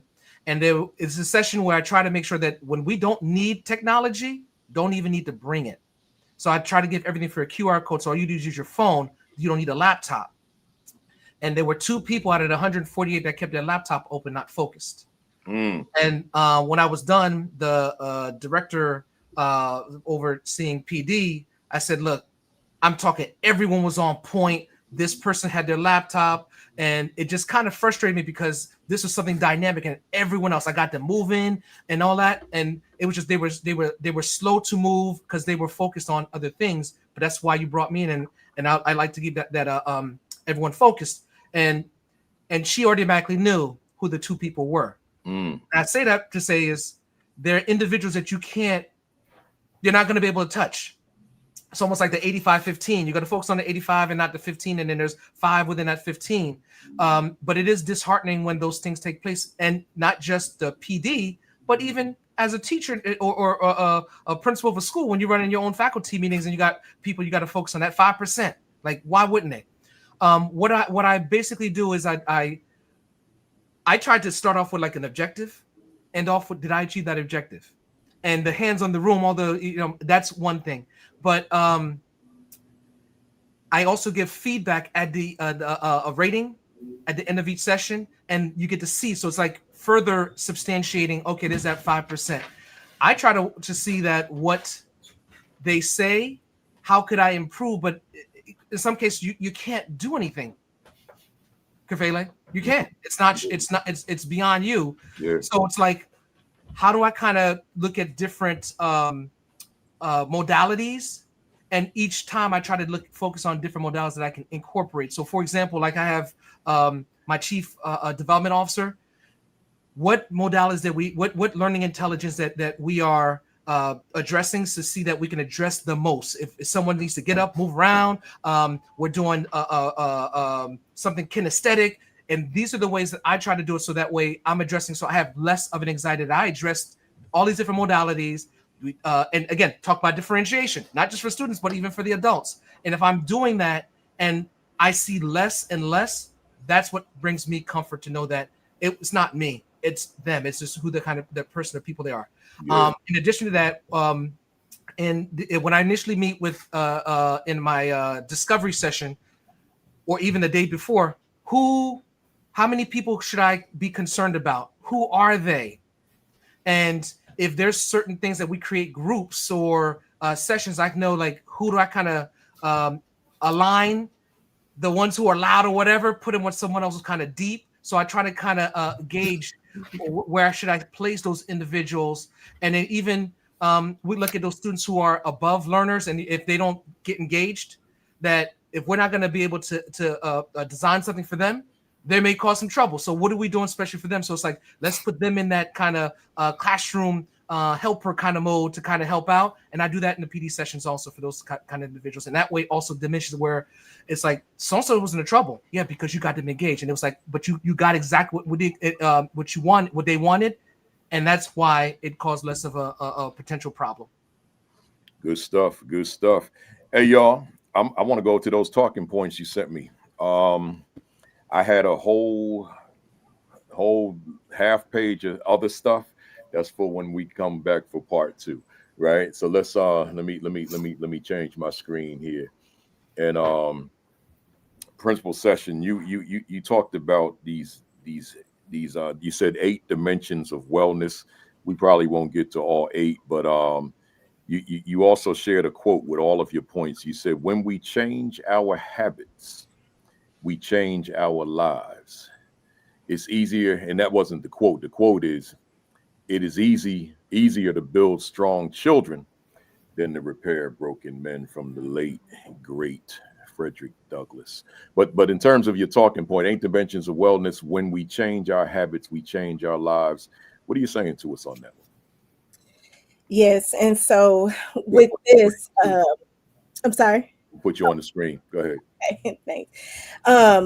Actually, you had a guest just a few weeks ago that said something very profound. I believe it is Sean Gaylord or Gillard. Yeah. He said when he was speaking, he said, we cannot let brokenness be our compass. And this spoke directly to me. I had immediately wrote it down. I'm coming every academy session with pen and paper in hand. And that's one that directly speaks to why these 8 dimensions and intentional focus on the 8 dimensions of wellness is so important and crucial in your lives personally, but especially as leaders. This is the 8 dimensions of wellness. It's a holistic framework. Everything works together in tandem to shape what we do and how we live our lives. We know that our habits are what we repeatedly do. And so in the realm of leadership, if I am not well, then no one else is going to be well in the building.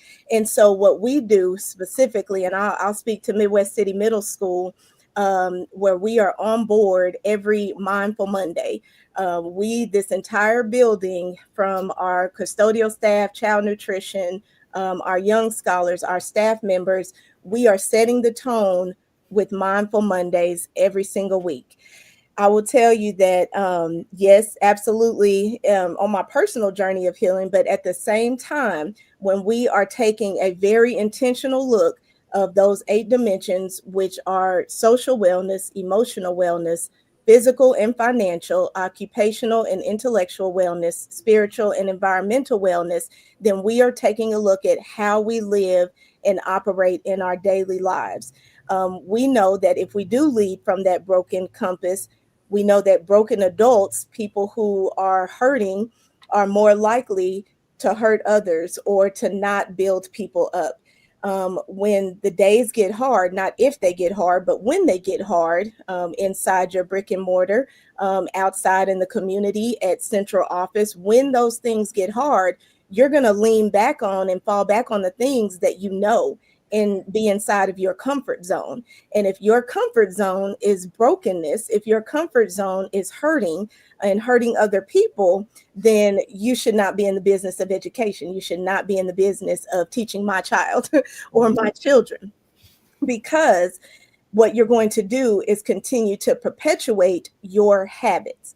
And so if I, as a leader, can invoke those good, healthy habits, you taking an intentional look at what does social wellness look like for you, connectedness, belonging, inclusion, your emotional wellness. Those are the 2 that we focus on in the first quarter. Again, holistic, we are always looking at all 8. But in the first quarter, when we're coming back, August 13th was our first day of school, and we are bam on it. What is emotional and social wellness?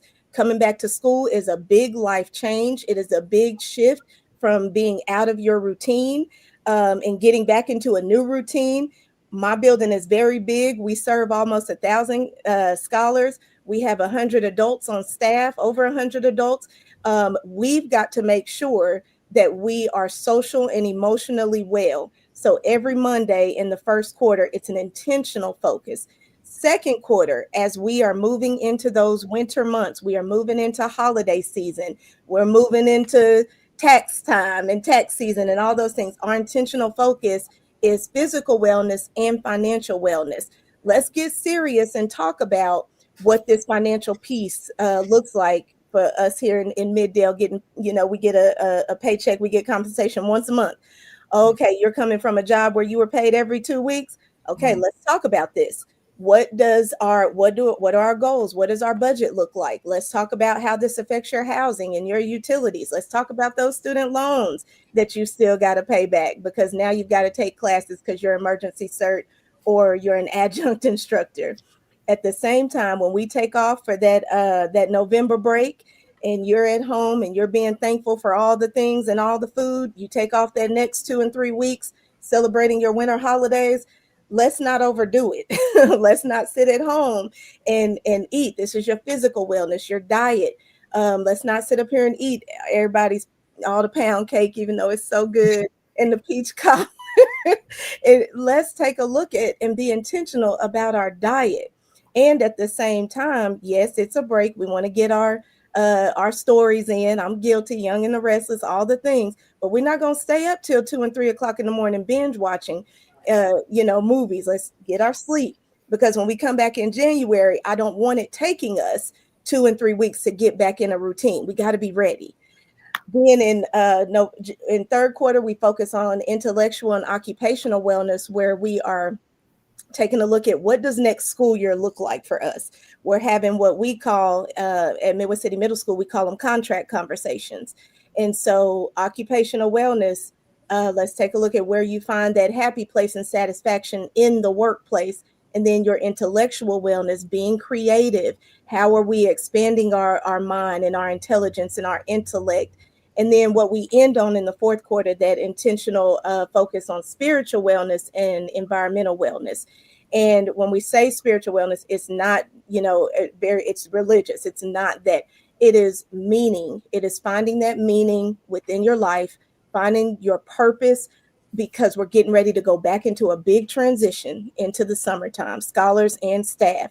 And so just because you're not in your routine of serving, and feeling meaningful every day, doesn't mean that your life doesn't have meaning and have purpose. It's just going to look different for these summer months. And again, what's your environmental wellness, those things around you? What does that look like? Be intentional about where you place yourself in these summer months, because I need you back here in just a few months to help me serve and lead. That's right. I got a question for you. I'm unmuted. How do you, given just the variety of experiential backgrounds, perspectives, values, principles of staff, how do you get staff on board with everything you just said? Modeling it, scaffolding, one chunk at a time. When I was assistant principal here in my building before I was the head principal. For how many years? 2 years. Okay. Assistant principal here for 2 years before I stepped into head. And so as an assistant principal, I created space and opportunity with my grade level to practice mindfulness. And so it was just a few adults in the building, 15 to 20 adults at the time. We just started chunking the work. I modeled each of those 8 dimensions every Mindful Monday. I took the time that was required. We have required collaboration time. And I took that time and used it intentionally to start planting those seeds of wellness. I started taking what people had to come into and making it into something where people wanted it and they were hungry for it. And so as an assistant principal, I just laid it out there. I got the believe in from that small group of people. And then as I continued on, assistant principal into head principal, then I had a small cohort of people who served with me that were able to advocate for mindfulness works. And what we did was, one very specific example is when I was the 6th grade assistant principal, I took the data from the Mindful Mondays that we were doing, the Google Sheets, the spreadsheets, the Google Forms, and I tied it directly to teacher attendance in the building. Like I said, this is a very big building. Lots of things happen, lots of life changes. We were able to show that once we started putting wellness into practice and getting our week started off right with Mindful Monday, our staff members wanted to be here. They didn't miss a day. They were actually, and some of them are on here, I know, but getting mad at everybody else because they had to go cover their classes because they weren't here. And so when I was able to take that small group of people and scaffold the work of mindfulness, and then actually get those small wins and celebrate the small wins, then I can stand in front of my staff like I did this past Wednesday and hand out almost 90 something cards for people who participated in our social and wellness activities for the month. And so, and that's the big win right there, is definitely being able to celebrate them. Love it, love it, love it. Appreciate that. And let me acknowledge Ras Tanura, Saudi Arabia. Last week we had somebody checking in from India. This week we got somebody checking in from Saudi Arabia. I told y'all, fam, we international. We ain't just in the US. We worldwide, right? So make sure that you hit that share button, retweet, repost, and let people know that we are here. Let me go to Principal Brown Harris here, and you find it. Here it is. And you talked about this sense of belonging. Every student deserves to walk into this school and know I belong here, and I believe that wholeheartedly. What are you saying to us, Principal Brown Harris? You're muted.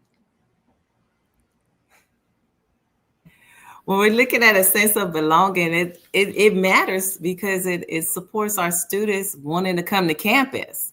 A lot of reasons why our students don't come to campus is they feel that they don't belong. So it's important for us as leaders to find ways to connect to them and their families. One thing that's really big on our campus is PBIS, Positive Behavior Intervention Supports.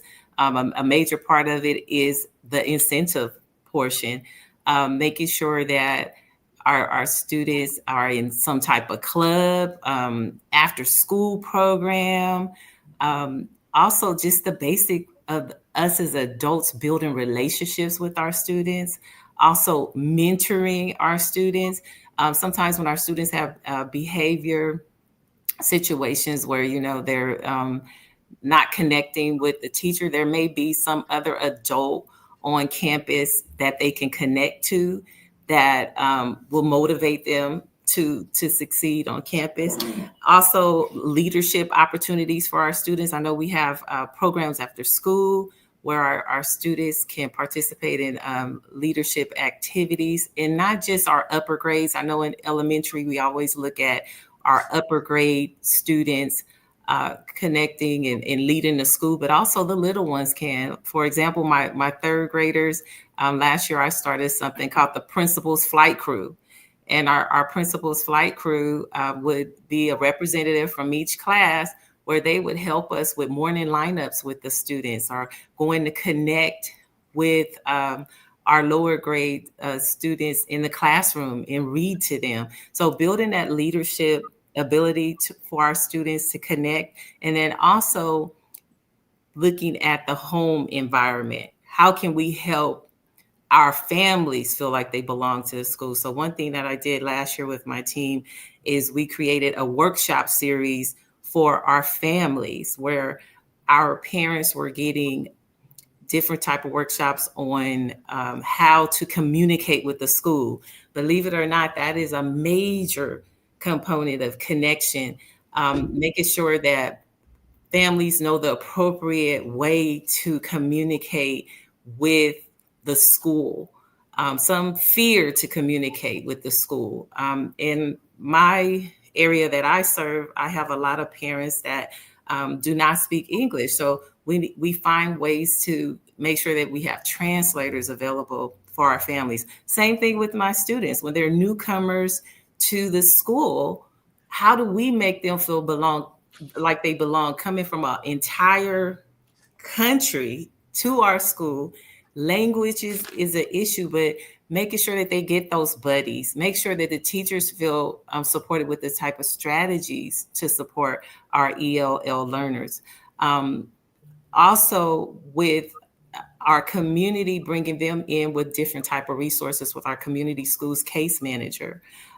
So just making sure that a student doesn't feel, like they said in the 90s, left behind. We want to make sure that they're included in the entire, every element of school instruction. Also being able to get all of the resources that they need, and also those connections. Let me ask you this question. Let's go to the teachers and the parents as it relates to belongingness. And like I think about, as the world knows, I'm a presenter, but I don't feel that I belong in every space that I speak in. Right. There's some spaces that I'm in, and I'm standing there like, why did they invite me here? Right. And why won't my minute hand hurry up and get me out of here? I just don't feel I belong. I don't feel welcome in that space. So therefore, they're not getting my best, and they're not getting the best me, because I'm not emotionally connected to that audience. So let's go to your parents and your teachers, right?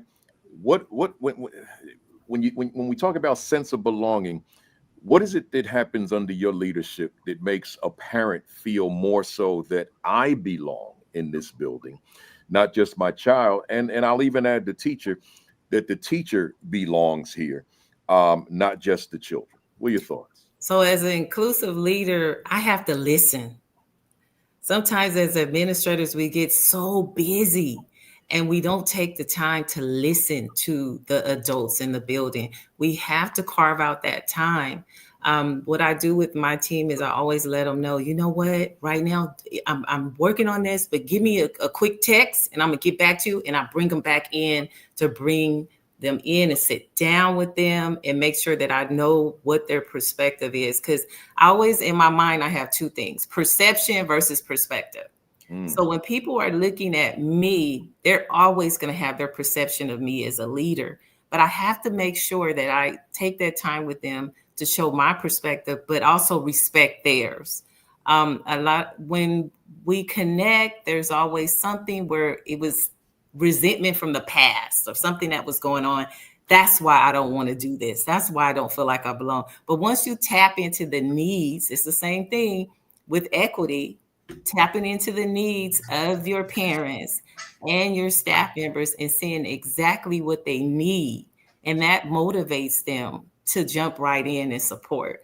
When I took over my school 4 years ago, I was hearing things about things that happened 4 years ago.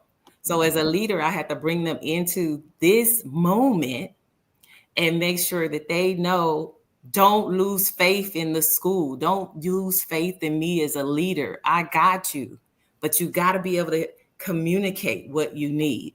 And I think that's where the frustration lies with teachers and parents. So I made sure that with my teachers, I meet with them not only individually, but also as grade levels, building their grade levels, giving them the things that they are requesting, but also collaborating with them on how we can improve and move forward and enhance our school. So also going back into that element of partnership and lowering the affect of the adversarial relationship as an administrator. I'm not here to be a lady doom of your life. I just want to be there to support you. And through you, I support your child or your student. So a lot of that is taking the time to communicate my purpose and what my intentions are, because the perception sometimes is not always there.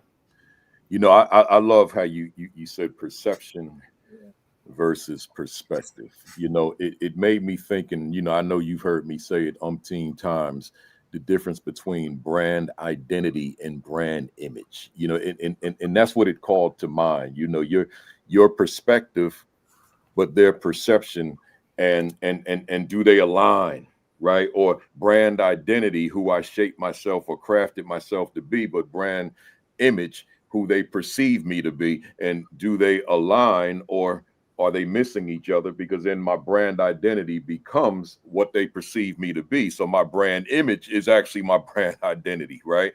So I like that. I wrote it down because I feel like, just in terms of me personally, I can build on that with my content. So I'm, in other words, I'm saying to you in a nice way, I'm stealing that, right? That's an honor from you. In a nice way, right? let me go to the good doctor here. Where we at here? Yeah, here we go. Dr. Falaise said, Falaise said, yeah, I got to put the accent in the right place. Learning how to navigate difficult conversations with staff only helps school leaders when those difficult times arise. Ooh, that's a heavy duty one. I'm gonna let you just run with that. Go ahead. I'll say that because there was one district this past year, they didn't have a pipeline for leadership, and they were like, can you design one for them? So I did, and I met with the aspiring leaders at Development Academy, and one of the day's topics was touching difficult conversations. And what we came up with I came up with like 8 different scenarios, the 8 aggregated errors that when you're meeting with staff, even when it could be like a post-observation conference, and someone disagrees, a teacher disagrees, like how do you kind of navigate those kind of conversations with a teacher as a new principal or new VP? Maybe it could be in an area that you're not that proficient in, or it was not your area of skill, but yet you still have to evaluate and conference with the person and be able to support them. So it's getting those high-level strategies to speak to those general areas in a more of a questioning way, but kind of guide them as far as like next steps. So let's say you have a teacher, a assistant principal, or teacher to teacher, secretary to secretary, where they're having adversarial relationships. What do? That's a difficult thing. How do you navigate? And I've been in many of those scenarios over 20 years. And that's kind of guiding them in those ways towards dealing with it. And again, there's so many different things, but it's setting up some sort of framework to address it. And that way, when they do get in those situations, we can kind of support them. You know, let me go here. And we can go deeper. Yeah, just a tad. We ain't gonna get too heavy. Okay. So to the fam, matter of fact, let me ask I gotta ask you and the fam a question. We're just about at 1 o'clock Eastern, so meaning 2 hours. Are y'all still good, or you got things you got to do? You good? To the fam out there, can you hang in there with us for a little longer? I'm not gonna do another hour, but let me get a little bit more of this content in. You know, it's Saturday morning for some of y'all. It's Saturday afternoon for me. Let's just get this content in because this is important stuff. Angela Ryan said, I need more on that, right? So let's go. We got Kenyelle on here, right? She's from Tulsa, Oklahoma, right? So y'all already know where I'm going, right? So listen, let me create a scenario in real time without having given it any forethought. So Doc, there's a teacher who's doing a lesson on Black Wall Street. The teacher is also obviously incorporating into the lesson the Tulsa massacre of 1921. And the principal feels that, you know, we're trying to be culturally relevant here. And I don't want this discussion locked in one classroom. I see where we can have this discussion in math, in science, in language arts, not just in this history class. And not only, this is the principal now. And again, I haven't given this forethought. This is me thinking aloud, right? And so the principal's saying, but in addition to the students, I just need my staff to have understanding of a Black Wall Street, because I know that Kenyelle, I'm calling her by her first name now because I'm being so personal, but Principal Session, I think, can agree with me. There were percentages, I don't know what the percentage would be, but percentages of people that grew up in Tulsa, went through the school system and didn't know that a Black Wall Street existed, didn't know that a massacre existed, didn't know that there are 300 plus lives unaccounted for, right, to this day, right? So now here's this principle that says I need my staff to be conversant in this piece of watch how I word this, of American history. But I know that I've got staff that don't want to hear that. But if you're a principal like Kefele, you're going to use that staff meeting as a classroom, and you're going to be dropping some stuff from time to time. Some of my staff might say, no, it was more than time to time, buddy. It was like every meeting, right? So, so whatever it was. So I'm asking you, that's a difficult conversation, Dr. Falaise. That's a difficult conversation. How might that principal broach that conversation, which is not typical staff meeting talk, but to the principal, something that he or she feels that staff need to be conversant in? What are your thoughts? Perfect. I actually have somewhat of an example, and I'm not going to go to the example, but go directly to your response. One, you can make it a thematic lesson. One is with the staff during the faculty meeting. Again, you're laying out your vision. You're stating this is, and it could be thematic, so it's not specific looking at massacre, but genocide. And within the genocide unit, so it's not only the Diary of Anne Frank. You're looking at things even from Africa, but it's just like looking at different themes, and within that you could do that. But then, to me, I would just look at telling the staff, we're going to design a colloquium. A colloquium is where different components and all thematical. So math does a piece, that does a piece, that does a piece, but over the whole objective is understanding genocide, and then maybe assign a specific team to do the massacre, another one to do this, another one to do that. That way you're getting it in, so it's not just one, and that way they can't say it's only the October massacre. But people love success, even if they don't understand initially. So if the massacre team, the colloquium piece that does it, they're so excited and they realize this is home. This is not in Egypt or Africa or Liberia. This is here. We need to do something bigger, and that can lead towards the spreading of it. In each genocide piece, there is horror, devastation, everything else, and you're looking to impact it. But it's, again, we talk about learning, how some sort of mathematically can learn about number of deaths, the impact of it, the impact now, that things are taking place, to be able to grow from that. And you can mimic that even in a faculty meeting now, which micro learnings towards the larger learning to build them up. And that's how you can kind of model that. I love that. I appreciate you giving that response. Before I go back to principal session, let me say this to the fam on the call and the fam that will see the video later on. Let's say hypothetically you're watching right now, and just to use Black Wall Street and the massacre as an example, let's say that you're not familiar with Black Wall Street. And when I say familiar, I mean you can't have a conversation around it. Like, that's just not an area that you know. Your brother, Principal Baruti Kefele, is going to say in response, it behooves you, after today's session, just Google Black Wall Street, right? You gotta know that history. I was so, I went down to the Greenwood section about 2 years ago.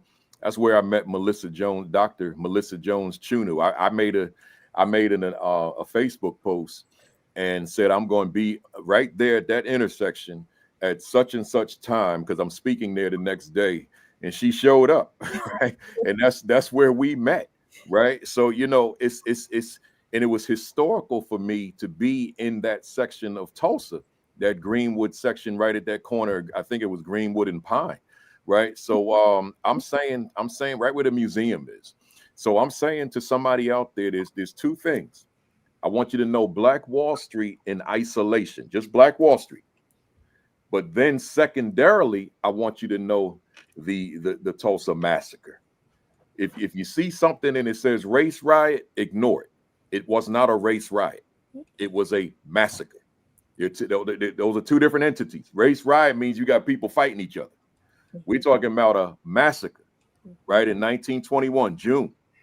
So do that research and then send me an email, principalkafele@gmail.com, principalkafele@gmail.com. Send me an email letting me know that you read it, or an inbox at Principal Kafele, right? Let me know that you read it and studied it. And if it opened up your eyes like you didn't know this, let me know that. Like my God, Kafele, I didn't know that all this happened, right? And when you read about the massacre, zero in on the cause. That's important as well, right? Zero in on the cause. I'm not going to get into all that history because I don't want to digress too much. I already did, but it's relevant, right? But make sure, do that reading. Watch their videos on YouTube, right? Watch the videos. In fact, LeBron James executive produced a video, right? A documentary, right? So do that reading, do that studying, and then feel free to hit me up and let me know you did and share your thoughts, right? I will definitely read it, right? Good stuff. Let's go. All right, fam out there, y'all said you were good, and I see the numbers haven't decreased. They've actually increased. So y'all must be good. Let me put it on the screen. Yeah, I got it. So some of this I couldn't fit the whole thing.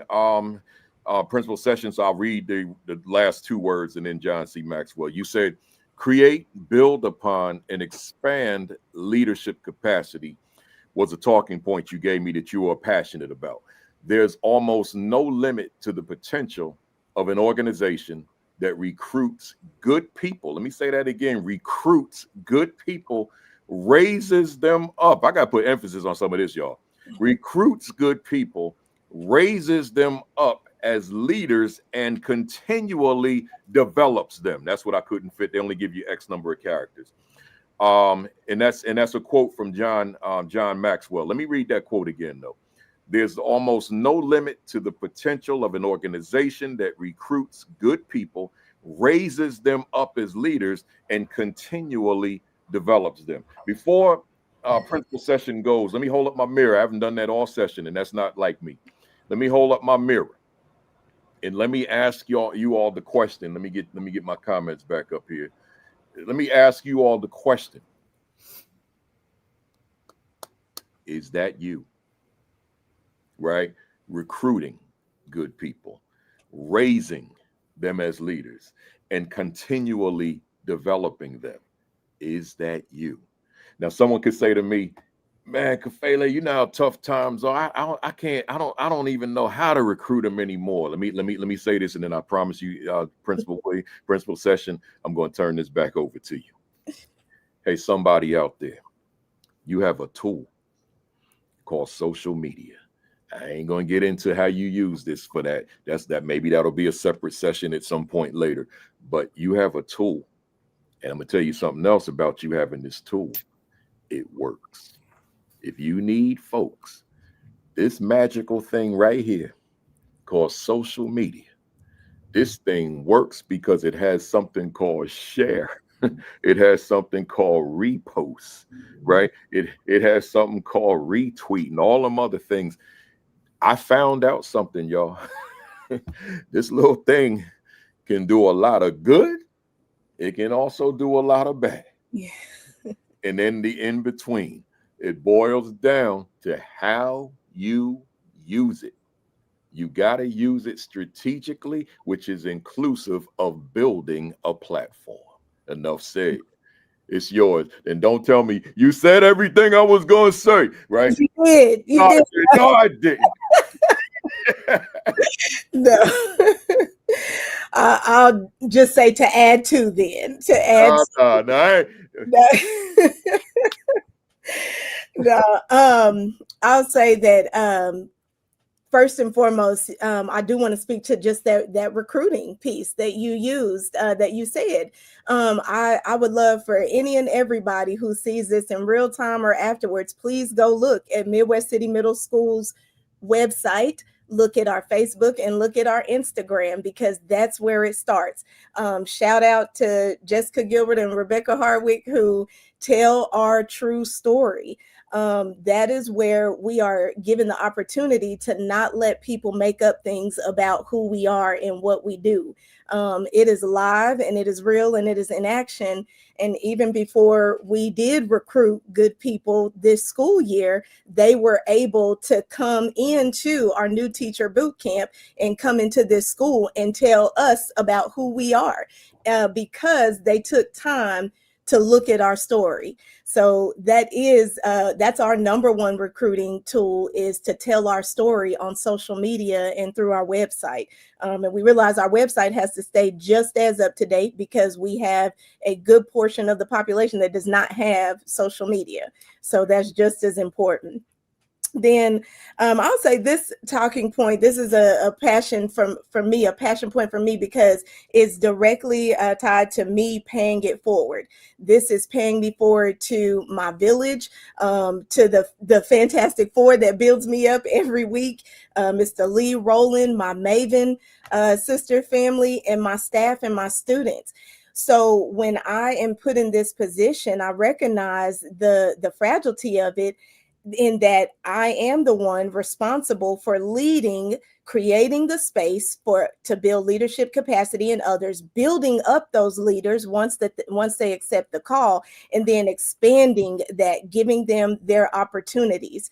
The end of that quote, or kind of in the middle, when it talks about there's no limit to the potential of the organization. Well, Midwest City Middle School, the latter part of our vision, truly states we are a place of promise, we are a place of potential, and we are a place of endless possibilities. That is our vision.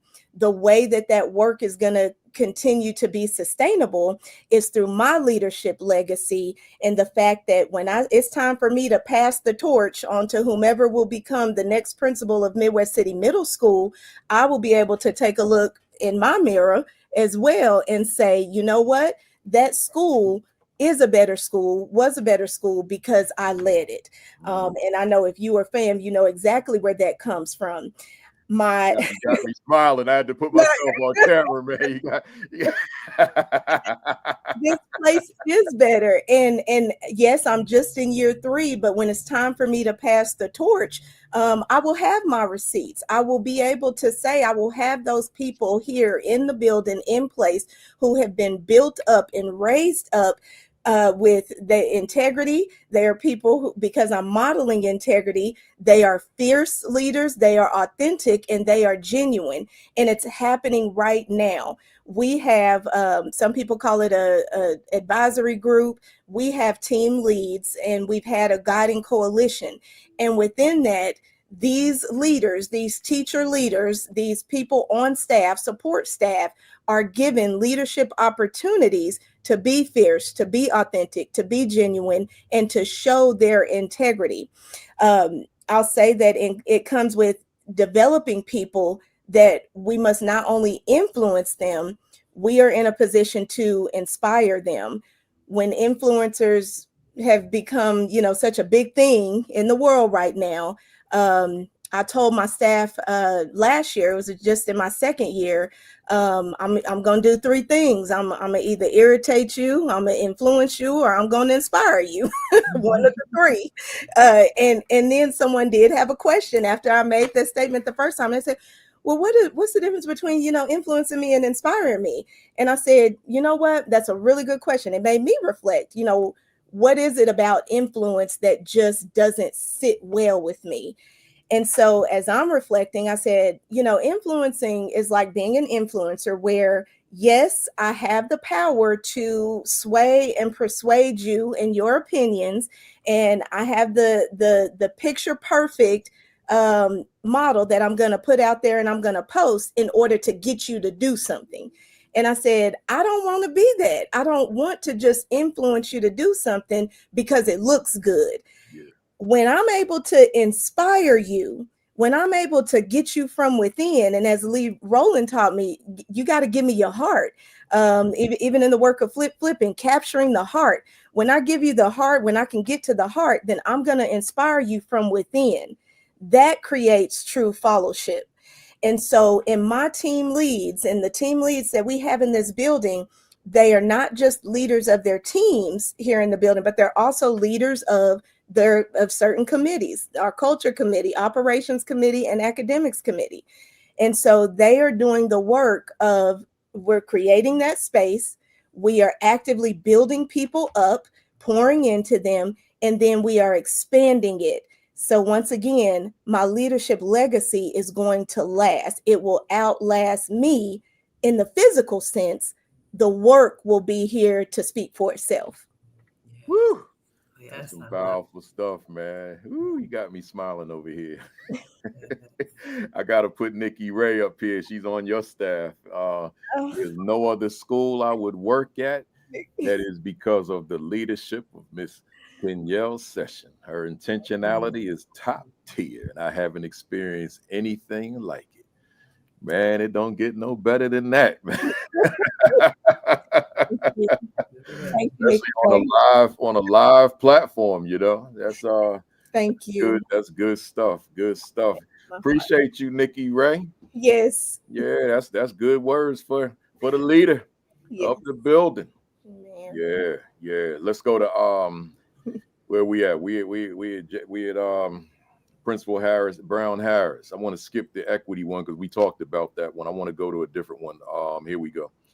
I like this one too. Academic possibilities and promise. We are not preparing students for the next grade. We are preparing them to shape the world.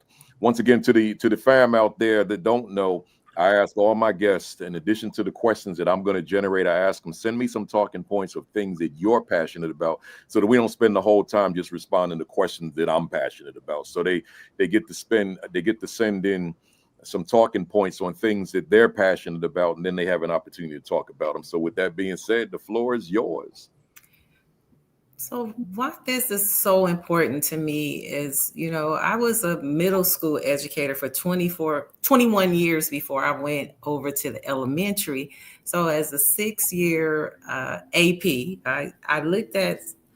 I always prepared my students for high school and college, and I never knew what it looked like for the transition from elementary to middle school. So I noticed that my 7th graders were struggling a lot. So when I did go to the elementary, that was something I wanted to focus on. What does that TK through 8th, then hand over to 9th to 12th look like? So one thing that I immediately taught my students is, even if you're TK or you're 6th grade, you should be able to advocate for yourself. So that's one thing that we really practice at our school site is student advocacy, student voice, because when they go into the real world, they're going to have to speak up. They're going to have to show those leadership skills and also be able to connect and build relationships with each other. So looking at career possibilities is important. We always talk about going to college. We have our Wednesday 5 days and celebrations of school spirit and college going culture. But one thing that we also have to keep in mind is that our students need to be exposed to careers in general. So making sure that we bring CTE programs to our students early on and speak life into them. We always walk up to students and say, oh, what do you want to be when you grow up? And then if they don't know, what do we do, right? So making sure that we're giving them all of the elements in place to give them that possibility. And it not just come from me as a leader, but also that our teachers are instilling that. I had a teacher the other day. She said, Miss Harris, come to my room, come to my classroom. I have something really good to show you. She did an AI activity because we are making sure that we're meeting all of the needs of our students with technology, because a lot of our students use technology. So we shouldn't just be doing pencil and paper work. So when I went in there, she had this entire AI wall of every student and how they saw themselves in the future. So if you saw little Johnny, it was little Johnny as the graphic designer already telling us what his job description is. So making sure that we can show our kids to live beyond just the moment and prepare for that. And it doesn't start in 12th grade, it starts in TK. Yes. Bring you back up here where we at. Yeah, I'm all into what you're saying and posting these. That's powerful stuff. Let me get myself back to where I was with the banner. Where we at? There we go. So I think I'm gonna ask you a comparable question that I asked Principal Session earlier. I'm thinking about that teacher that has a mindset, and it may not be your staff. It could, you guys are consultants when you're on the platform. So that school where you've got staff and their mindset is, in fact, that we're getting you ready for the next grade level, right? I'm fourth grade teacher. I'm trying to get you ready for grade 5 so that you can function there. I'm with you. I've always said for all the years that I've been in education, I'm not just preparing you relative to who you are. I'm preparing you for who you will become. So if you're sitting in the classroom at age 12, I'm looking at 22. I'm looking at 12, but I'm also looking at 22. I'm looking at 32. I'm looking at 42, right? And on. I'm not just looking at who you are now, because you could be what, I prided myself. I got to say this to you. I'm going to call you Jasmin, right? I prided myself on the fact that, and I'm talking about my teacher days now, that this was our little world. We gave it a name. It was called the Mind Zone. We didn't use 303, right? We said this is the Mind Zone. This is the zone where all of us, including me, we're developing our minds, right? So I knew, because of the consciousness that I brought to that classroom, I knew that those youngsters, I had them in 5th grade, that they could go for the rest of their school career and never get that again, right? That level of consciousness that I was bringing into that school, right? Into that classroom, I should say, into that mind zone, right? So it's like, and I've done this before, Doc, bear with me for a second, but I mean, I got these kids writing books, man. My history and culture are extremely important to me. The 7 principles of Kwanzaa. Every student got a page. Umoja, right? Why it's important, how it will make it, how I will make it a part of me, and how I'll make it work in my community. Every student is writing. Kuji Chagalia, self-determination. So in other words, we're instilling this level of consciousness that may not be reinforced when they leave me. They may never get anything like that again. I mean, where are you going to find that kids have actually written in a published book that was published by Mind Zone Publications, right? So that's us. We did that, right? So I'm saying that to say this. What you said is so critical, that we're not just preparing you for the next grade level, right? We're preparing them to shape the world. So my intention is to, if you get stuck with bad teachers in the next grade or later on, whatever, please, and this was my sermon to them, please think back on me and our experience together. So when you're getting ready to make a bad decision, because we talking life in that classroom, we ain't just talking about those content areas. When you're getting ready to make a bad decision, please think back on our experience. Now, some of them I stayed in touch with anyway. Couldn't stay in touch with all because we were departmentalized. I have 150 kids walking through that classroom every day. But some of them are even on this thread from time to time. I'm not talking about my kids as a principal. I'm going all the way back to when I was a teacher in the 90s, right? Some of them kids tune in, right? So that connection's still there. So here's where we going with this, man. We on here long, man. Oh my God. Listen. So Principal Brown Harris, what do we do? Take this out of your school, by the way. Take this out of there. You're consultant. How do we convince that teacher that it ain't just about now? It's about 10, 20, 30, 40, 50 years from now. How do we shift that mindset? Floor is yours. So with teachers, sometimes it is challenging to look at the growth mindset. And again, I'm going to take it back to getting to know the teacher, because sometimes, a lot of times, teachers struggle with new initiatives or mindsets because of their comfort levels. So helping them to build the courage to try something new, change is scary for a lot of teachers, and just being there, coaching them, building relationships. The distrust is sometimes there, with the administrator. So letting them know that if you are giving constructive criticism, it's to build them up as a teacher. So that at the elementary level or at secondary with departments is very important to also know the strengths of your departments and your grade levels, because sometimes teachers can support other teachers and you can see shifts in the grade level or the department when you see buy-in, and then it becomes contagious. I've seen it become contagious. If there's something new, like right now, the big thing is, AI. People are scared. It's taboo. Oh my God, I don't want to use AI. Or what if the kids cheat? So there's a lot of professional development that has to take place. And also as leaders, we have to be in those professional developments and learning and being the lead learner. And then teachers, sometimes they're able to say, okay, if she can do it, I can do it. Not only the leader of the school, but also we have grade level and department chairs that can support with that as well. A lot of one-on-one coaching and check-ins are important. Sometimes it is personality, but sometimes it's us as leaders taking that time. We do have to carve out the time to coach our teachers. We're not just there to do discipline. We're not just there to be in parent meetings all day. We have to make sure that we see the instruction so that we can coach our teachers. Yeah, great stuff. I'm glad I asked you that follow up. That's great stuff. Great stuff. Let me go to Dr. Falaise, and where are we at here? I'm gonna skip one because it was one I'm really curious about right here. What are the qualities and characteristics of a dynamic leader? Woo! I've been waiting for that one since you sent it to me.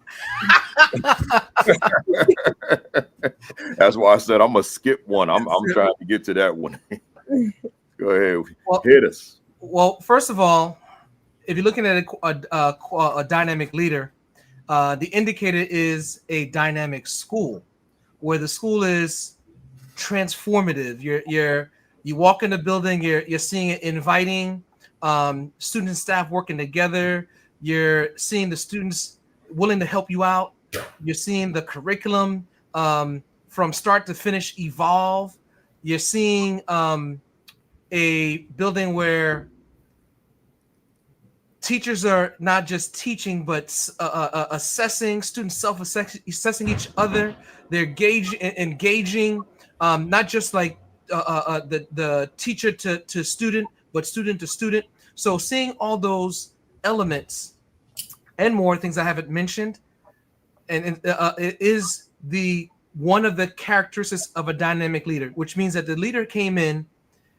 We're going back to everything we stated before: create a vision, communicated the why, set the certain goals, and then steps and systems towards establishing that. There's constant communication. There's constant trust. They've designed systems where they built leaders for the capacity of them to be able to take on the work. Principal Sessions talked about building a legacy, so that when you're looking at someone who's dynamic, they're already legacy building before they step in. So they already know that before they leave, they can kind of indicate, I expect to leave a building where people are able to communicate, to do this work when I'm not there. They're able to, the students are able to communicate back and forth. They're able to keep the community clean. The communities also talk about, when they do it, this is how we do it here. That's that legacy piece, or the culture piece. That people say, like, they don't do this. If you've evolved a school where there was disciplinary challenges, but you've made it now an educational institution, people can speak to that. That's another element of dynamic leadership. So there's a whole lot of a myriad of things, but vision first foremost, communication, establishing goals, legacy building before you step in, and then all those intricate pieces in between. Then that's all the qualities and characteristics of a dynamic leader. Quick version. You know, I got a question for you, as I was doing with everybody. I always make this distinction, Doc, between a leadership vision and the school vision. They of course they can be aligned, and ideally they are aligned, but the school vision might not be my personal vision for the school. For my leadership. Assuming that you agree that leadership vision matters, talk to the fam out there about the significance of walking into that building with your own leadership vision that you have for your leadership, and as it correlates with the rest of the school.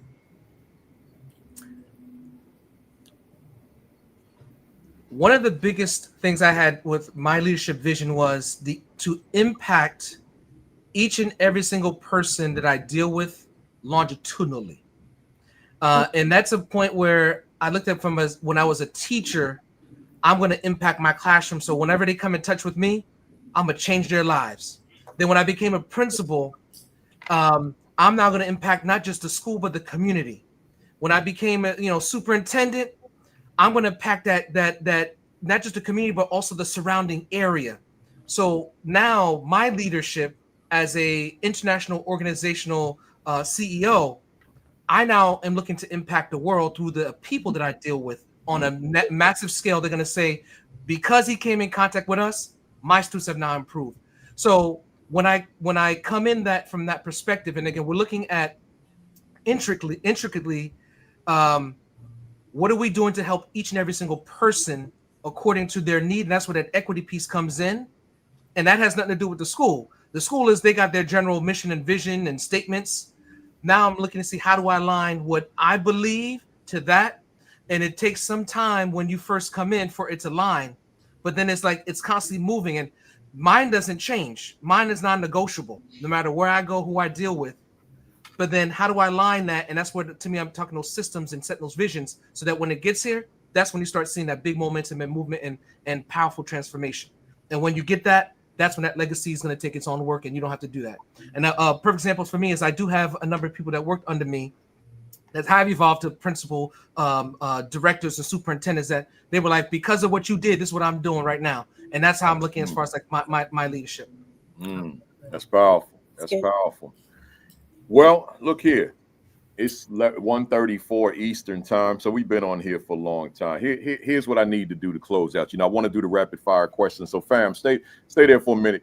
I want to close out, but I would be remiss, and then we'll reschedule a part 2, because I definitely want them back for a part 2. But I would be remiss, my monologue, for those of you that came on later and didn't hear the monologue, I want to strongly encourage you to always go back and listen to the monologue if you tuned in late. I put a lot of time into it, but today's monologue was entitled, "Who is that leading the school that I lead?" Right? So obviously that's you, but the question is, do you really know you as the leader of the school? And then, so when I looked at the talking points as they sent them to me, Principal Session had one that resonated with me, because I already knew my monologue when I received it from her. And then I said, oh my gosh, she's saying kind of the same thing I'm saying. So I don't want to leave without her just giving us that, right? So let me put it up here for you. She said, "Leader, do you know who you are?" That was my monologue, right? Identity, know yourself to lead others, the 5 voices model. So I'm going over, I'm just asking you.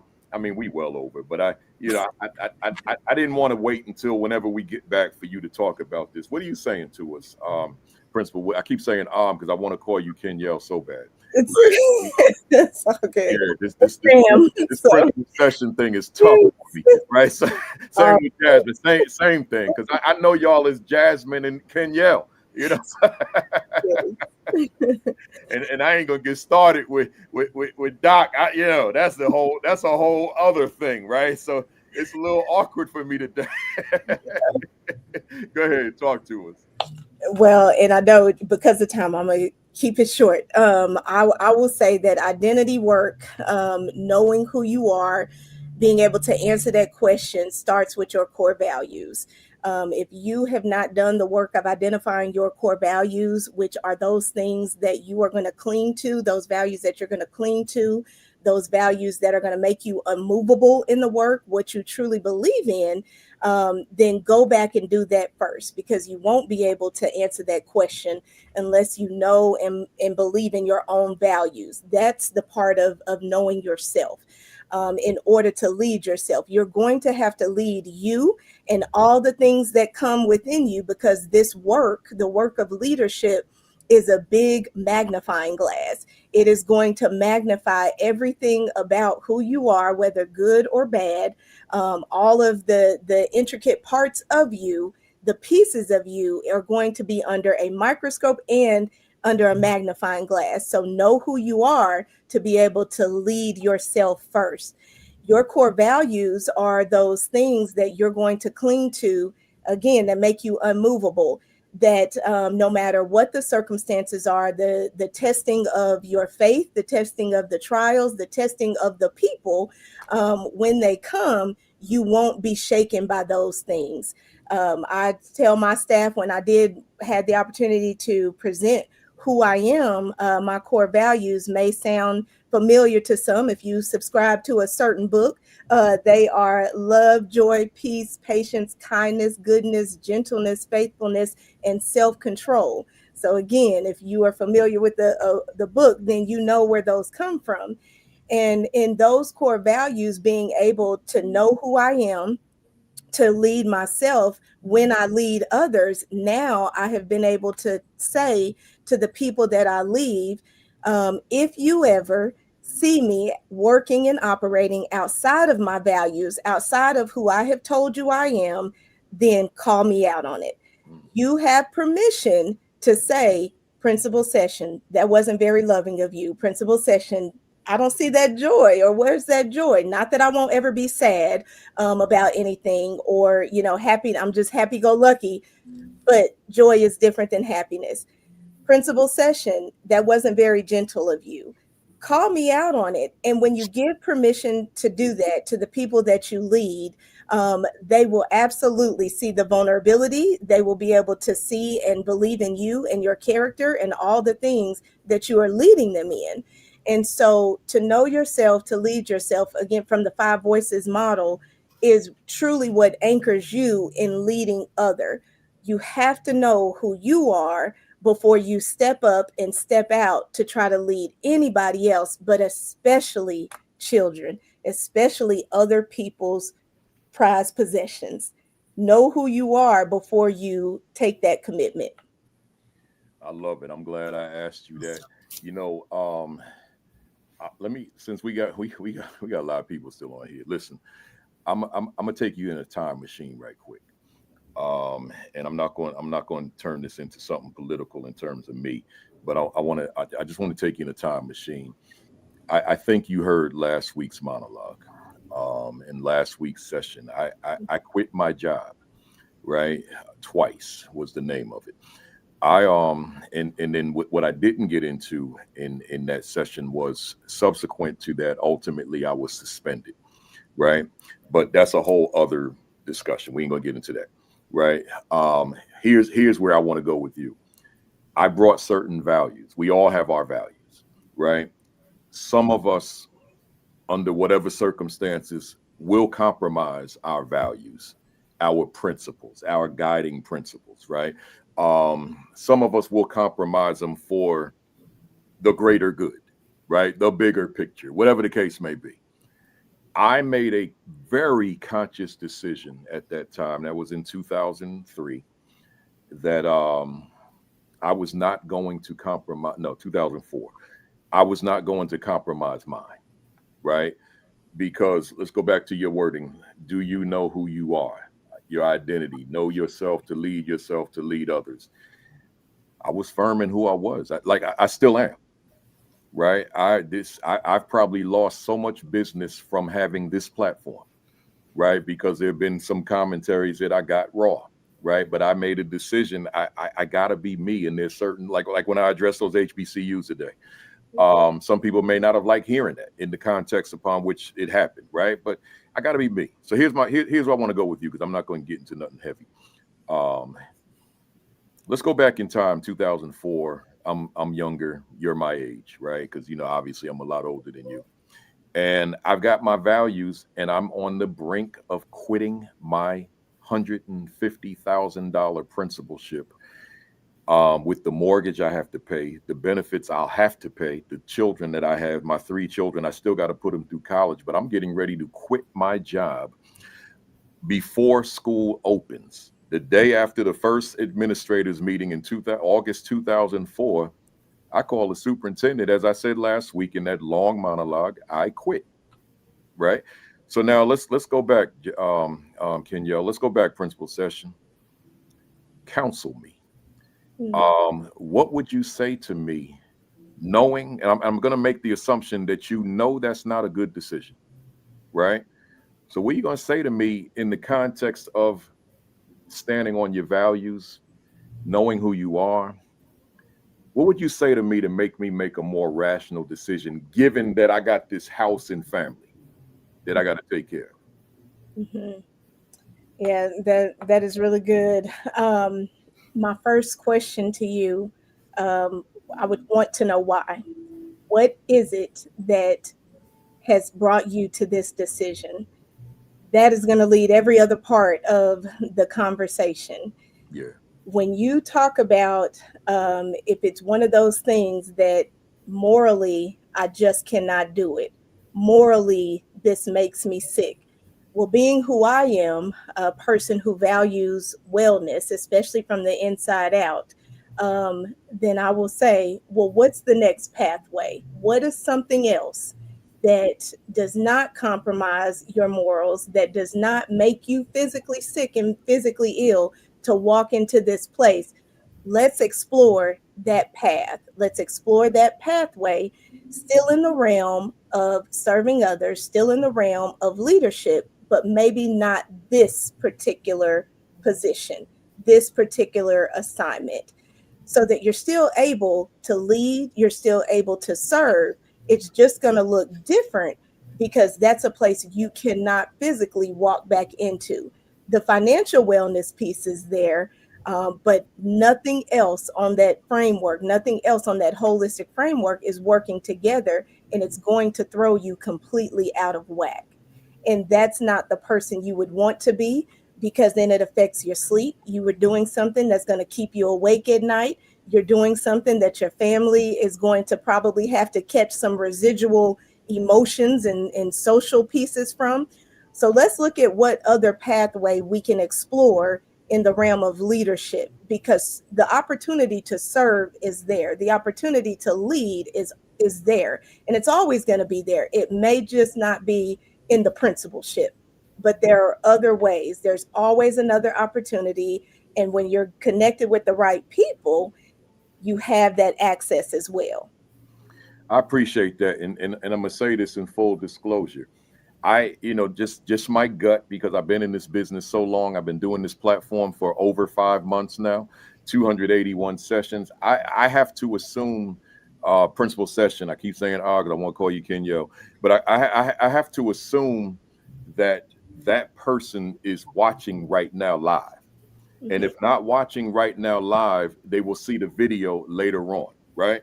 Yes. So I needed to utilize your services, your talent based on what you wrote. I needed to utilize you to once again talk to them the way I did last week. Right. Because see, the 4 of us, we've been in this thing. We know what this is. We know that there's a political component of the work that we do. So mm-hmm. The question becomes, okay, so now here comes naive me, not meaning me, Kenyelle, but me meaning someone on this thread. And like, I'm just trying to lead kids. Yeah, well, you know something?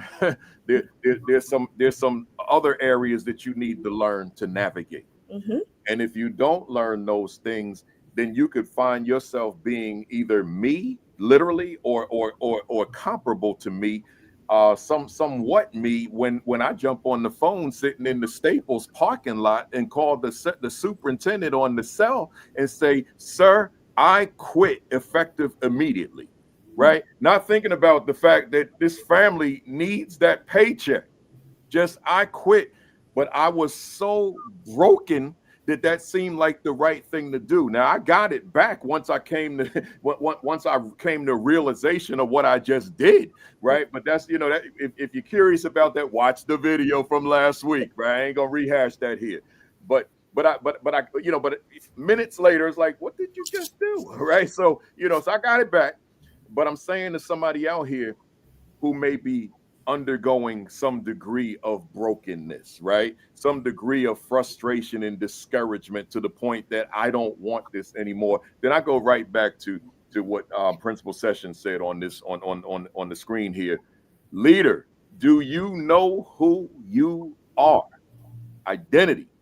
Know yourself to lead others. So if there's some things that you need to go to your mirror and start looking a little bit deeper within yourself of self-discovery, because a lot of times we think we know ourselves, but situations arise and then we find out, ooh, that's a part of me I guess I don't know. So I don't know how to navigate it because me and that aspect of me never had a conversation, right? Because there was never any reason.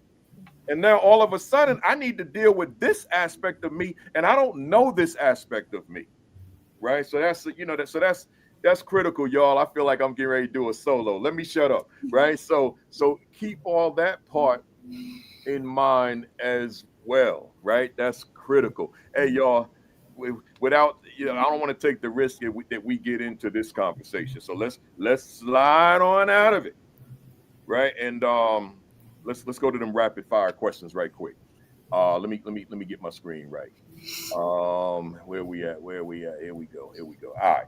So we'll these for those you see, Dr.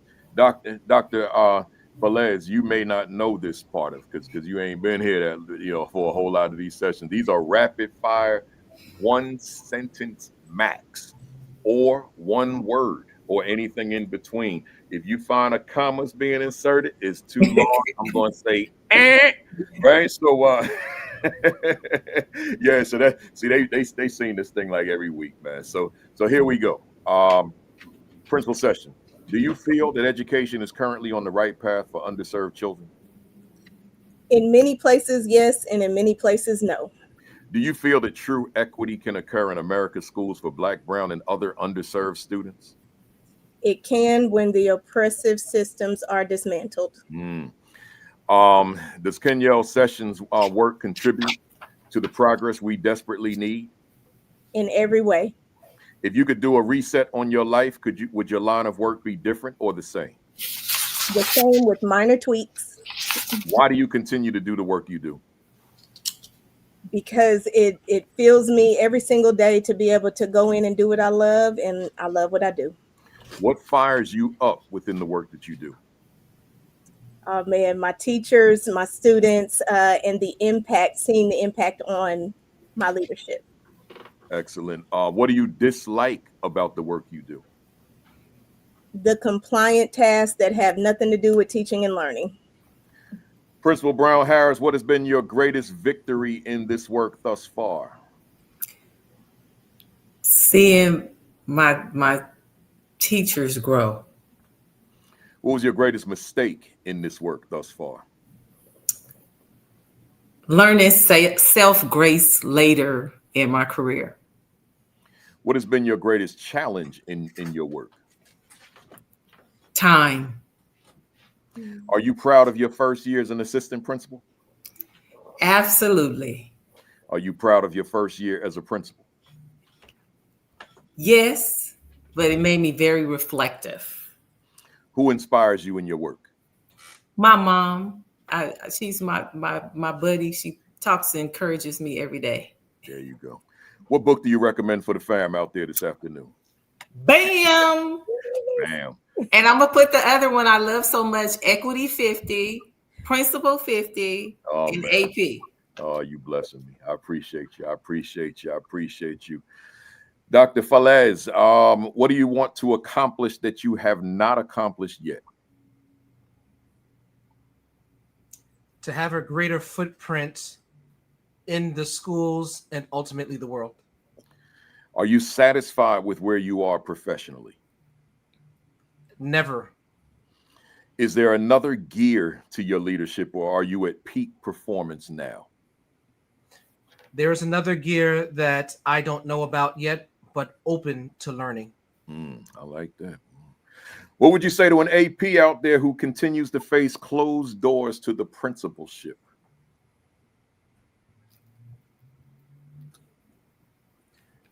When it's your time and your place, do it. What would you say to a leader out there who's lost their leadership passion?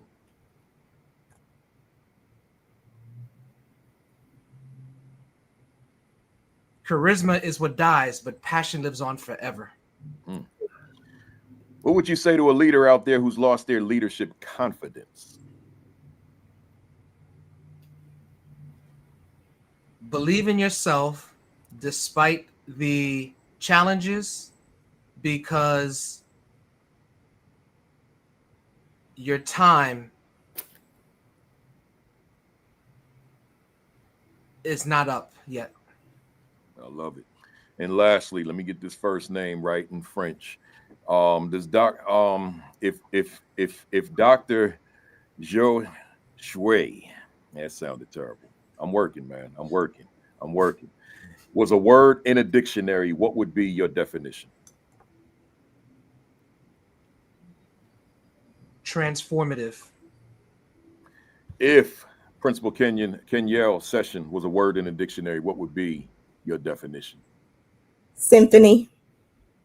If Principal Jasmin Brown Harris was a word in a dictionary, what would be your definition? Critical thinker. Love it. Hey, y'all, before we close out, let me applaud you. Great stuff.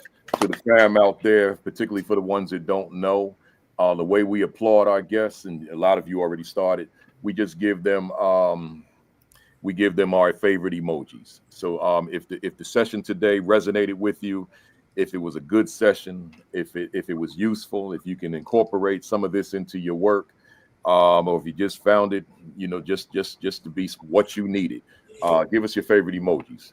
Keep them coming. Those of you that started already, just keep them coming. Give us your favorite emojis, and that way, that's the way we applaud our guests, and that's the feedback for me as host. It's good data for me. So keep those emojis coming if you sincerely believe that. And I get my emoji out. This is, those of you that don't know, I wear Negro League jerseys every weekend, or T-shirts that are Negro League themed. And this is the Washington Potomacs, and so I'm rocking that. I can't name any players on this particular team, but I got my Louisville Slugger, and certainly y'all hit it out the park. Every time you came to the plate, strong stuff, powerful stuff. And I just got my hands on this. Kane University is where I graduated from back in '86.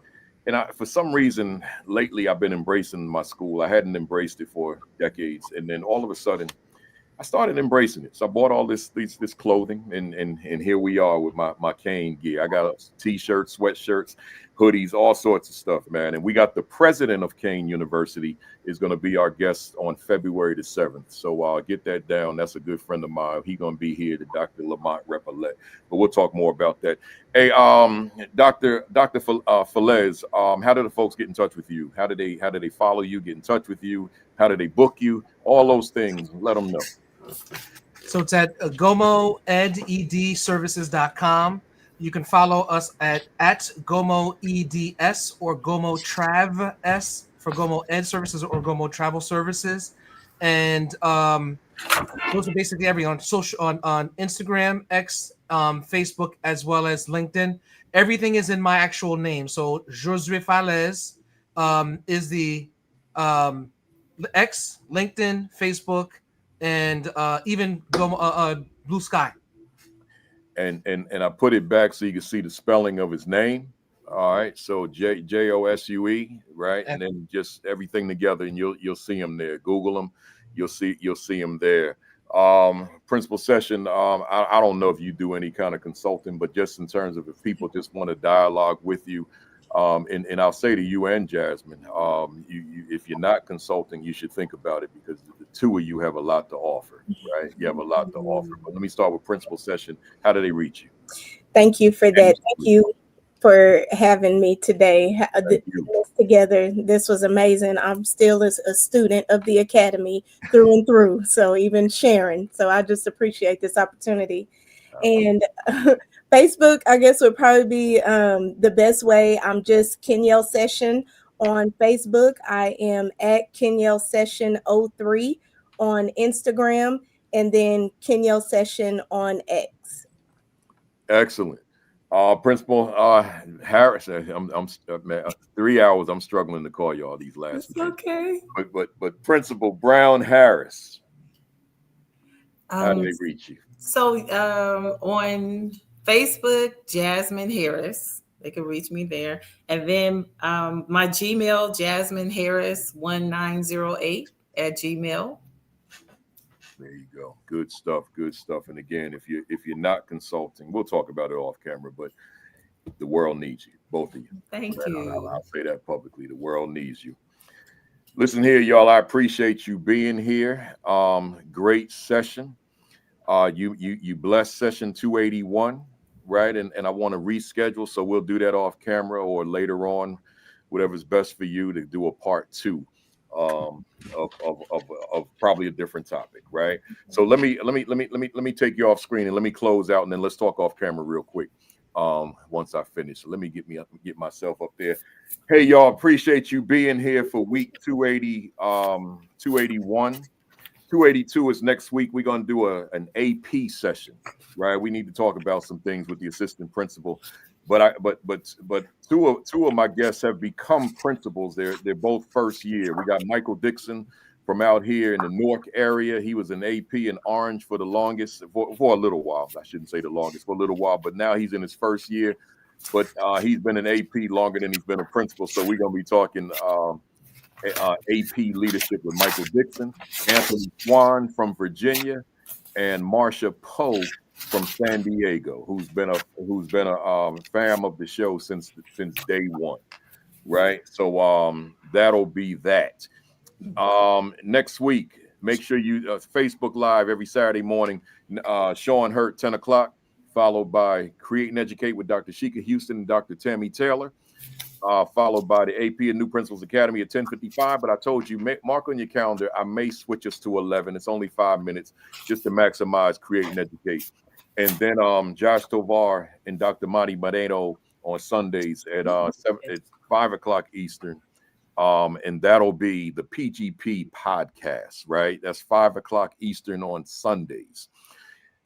Make sure that you get a copy of what is my value instructionally to the teachers I supervise. Get yourself a copy of this book. It's the most important book I've written. If you don't have it, go to Amazon right when I go off. Get yourself a copy. If you got Prime, you should get it by Monday or Tuesday, right? And then subscribe to the AP and New Principals Academy YouTube channel. We got 24,500 subscribers, so make sure you subscribe to us. And let's take that number up to 26,000. And then lastly, make sure you check out principalcafele.com. my website. And then lastly, your diet. That's important. Your exercise. That's important, right? I've been doing 3 miles every day outside. You know, I'm on a 5-week vacation, y'all. I had to do some me time. I'm on, and I'm loving it. Like, and I'll be honest with you, my clients don't take this literally, but in the back of my mind, I don't want to ever go back out, you know, to do this work. I've been public speaking for 39 years. Maybe I need to get year 40 in. But I've been doing this entrepreneurial work for the past 14 years. And every day I come downstairs here in the morning, I'm the first one up. I come down here and turn on ESPN and watch all the shows, get up, First Take, you know, all that stuff. That's what I'm into. And you know, my mind is saying, maybe you should just hang up your sneakers, man. Hang up your cleats, right? But then there's another part of me that says, but you still got something to offer, right? So I'm not quitting. I'm still gonna be doing this. I got a full schedule once I get out of September. But there's a part of me, you know, I'll be 65 in October, 22nd to be exact. And there's a part of me saying, man, I just want to live life, man. I just want to enjoy life. But there's another part saying, but you still got work to do. So I'm gonna lean toward that. I still got work to do. Hey, Dr. Makiva Jeter, what are you saying when you say 10:30 CST? What is that? Right? Tell me what you're talking about. Right? So because I have no idea. Right? So yeah. So I'm still gonna do the work. I'm still doing it, but I'm just loving these 5 weeks. I'm glad I still got 3 more to go. Right? I've been going to all these sporting events. The New York Liberty, they got a playoff game on Wednesday. Guess who's going to be at the Barclays Center in Brooklyn to see the New York Liberty play the Phoenix Mercury on Wednesday night, right? And I'm sitting in row. I'm right behind courtside, right? So I'm gonna be right there in the corner. You watch it on TV, you're gonna see me there, right? So I'm just loving it, man. I'll be going to more Mets and Yankee games in the playoffs. I'm doing all this stuff, man. And I'm sharing this with you for this reason. Y'all always know I got that last word. One of y'all dog is barking, right? So here's the thing. You gotta carve out time. That's my point, right? I'm not trying to draw attention to myself, but I always got that last word. That's why I decided let me keep myself on the screen by myself when I do these now. You gotta carve out that time. You gotta do that me time. And I'm just loving this time. I am in love with this time that I'm having. It used to be when I was home, it's like I can't wait till my week is up. I got to get back on the road. That's how I used to be. When I was a principal, it's like I can't wait for this Christmas break to end. I got to get back into school. But I'm older now. And because I'm older now, I'm wiser now. So now I take full advantage of this time. So I'm saying to you, don't wait to be my age, because I'm probably the oldest one that comes on here every week, right? Don't wait to be my age to enjoy yourself, right? Make sure you carve out that time for you and the people you love, the people you like, right? Make sure you carve out that time and enjoy life that way. I had to live it in order to learn it. Now, I didn't have that as a part of me yet, but I got it now. So no. Oh, you mean 11:30? No, that's too late, Doc. I can't do 11:30. No, 11 o'clock. No, and I'm Eastern time, Doc. I'm not Central. I'm Eastern, but no, I can't do 11:30 because then that'll take us to like 2 o'clock. And ain't no way, right? So, but anyway, yeah, we might go to 11. We'll stay at 10:55. But anyway, to wrap that up, y'all, make sure that you're taking those virus precautions as well. It's madness out here right now, y'all. So I'm not going to tell you what to do. I'm just going to tell you it's madness out here as far as the things that you can catch. So make sure you're taking care of yourselves health-wise as well, right? So with that being said, have a great week. I